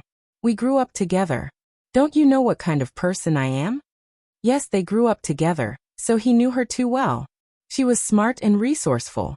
If she didn't connive, how could she let King Ning get close to her? What chilled the Crown Prince's heart wasn't her sincere words. Those words could indeed be said to be drugged or something. But when King Ning held her hand and gently said that he would take care of the aftermath, that was the knife that truly pierced his heart. Your Highness, are you suspecting this concubine and King Ning? Yes, this concubine and King Ning did have some dealings, but this concubine was forced. This concubine does not have the support of the maternal family, and has no power or influence. The only thing I can rely on is your Highness' love, but he actually used your Highness to threaten this concubine. The Crown Prince consort's tears fell, each drop landing on the back of the Crown Prince's cold hand. He said that he would kill your Highness and kill this concubine. The Crown Prince's throat moved, and he finally weakly said, In your heart, is it Aheng or King Ning? The Crown Prince consort suddenly froze. Eunuch Wei came to the Eastern Palace to summon the Crown Prince. The Crown Prince rolled over. This monarch does not want to see anyone. The always weak Crown Prince actually had the courage to disobey the Emperor's orders after being injured. Eunuch Wei did not know whether he should be happy for the Crown Prince or not. With such a large matter happening, it could not be hidden from Kuan-Ning Palace and Yongshou Palace. Empress Xiao was worried about her son, and went to the Eastern Palace first. Empress Xiao said, Eunuch Wei, I must trouble you to tell His Majesty that the Crown Prince's injuries are too severe, and he cannot get out of bed. In a bit, this one will ask the Crown Prince and will personally go to Pure Flower's palace to explain the situation to His Majesty. This was the only thing they could do. Eunuch Wei regretfully looked at the Crown Prince, whose soul seemed to have been sucked dry. Sighing to himself, he returned to Pure Flower's palace. Empress Xiao tucked in the Crown Prince's blankets. The Crown Prince probably did not want Empress Xiao to see his sorry state. He felt that it was very shameful, and he also felt very pained and wronged. He faced the inside the entire time, burying his head firmly in his chest. Mother Empress, son. Just as the Crown Princess was about to speak, Empress Xiao raised her hand, indicating that there was no need to speak. Empress Xiao went to the Eastern Palace's study and sternly said, Bring over the Crown Prince and the Crown Princess palace servants. Chun-Ing and the other palace servants were brought over and kneeled on the ground. Empress Xiao did not ask anything. Her first words were, Use torture. Eunuch Su waved his horsetail whisk and went to fetch the wooden splints. Together with a few nannies and eunuchs from Cunning Palace, he used the splints on the 8 people. Among these 8 people, Chun-Ing was the one who knew the most. Although the others didn't participate in anything, as long as a person did something, it was inevitable that they would leave behind traces. The few of them pieced things together, and managed to piece together quite a bit of information. For example, the Crown Princess often left the palace alone. Another example was that it was Chunning who reported the crown princess disappearance today. Empress Zhao's cold gaze landed on Chunying's face. Chunning shuddered and fell to the ground, trembling. Empress. Empress Xiao had plenty of ways to pry open a palace maid's mouth. How could a daughter of the Xiao family be a kind person? It was obvious just by looking at the Marquis of Xianping. That guy's intestines were all black. How could his sister be innocent? Empress Xiao gave Eunuch Su a look. Eunuch Su understood and dragged Chunning away. Chunning did not even last 15 minutes in Eunuch Su's hands before she confessed everything. The crown princess and Ning Wang were connected. Chunning was bribed by Ning Wang. This time it was the hostage of the Chun state who did it. Chunning was bribed by the hostage of the Chun state. Chunying's original words were not so clean. She was scared out of her wits and spoke incoherently. However, Eunuch Su had worked by the Empress side for so many years. How could he not have some ability? He had extracted all the key points that needed to be extracted. Empress Xiao said, "So this time, it was the hostage of the Chun state who planned this, but the relationship between the crown princess and Ning Wang is real?" Eunuch Su secretly gave her a thumbs up. As expected of the Empress, she summarized it more incisive than him. Empress Zhao's gaze was cold. However, she did not lose her rationality because of anger. She was still the dignified and elegant empress of a country. She asked calmly, "I was thinking, why did the hostage of the Chun state do this? What benefits does it bring him? Exposing the scandal of the royal family and humiliating the royal family? It was too simple. It was not strange for ordinary people to do this. However, Yuan Tang was a prince of the Chun state. What he wanted was definitely not more than humiliating the royal family. In the long run, pretending not to know, allowing Ning Wang to grow stronger, and allowing Ning Wang to maintain his relationship with the crown princess was the real way to push the royal family of the Zhao state into trouble. It seems to be revenge. Does Ning Wang have a grudge against him?" Empress Xiao caught the key point immediately. "Go and invite the 6th prince of the Chun state to the East Palace." Eunuch Su said, "Yes." Yuan Tang came quickly. He saw Empress Xiao sitting on a chair in the reception hall. Marquis Xianping was the #1 beauty of the Zhao state. No handsome man. His sister's appearance was naturally not bad. However, to be honest, Empress Xiao's beauty was still inferior to her brother's. So why was a man so good-looking? Yuan Tang touched his folding fan, cupped his hands at Empress Xiao, and said with a smile, "Yuan Tang greets Empress Xiao." Empress Xiao looked at Yuan Tang indifferently. "You don't have to be so polite. Didn't you plan so much just to see me? You have a grudge against Ning Wang, and I also want to get rid of him. If you have something to say, just say it." "Well," Yuan Tang touched the bridge of his nose, smiled and said, "Yuan Tang doesn't know what to say because you are so blunt. In fact, it's nothing special. It's just that the affair between Ning Wang and the crown princess was discovered by consort Rui Wang, and a friend of hers. Ning Wang wanted to kill me as a scapegoat, and I was almost killed by his assassin.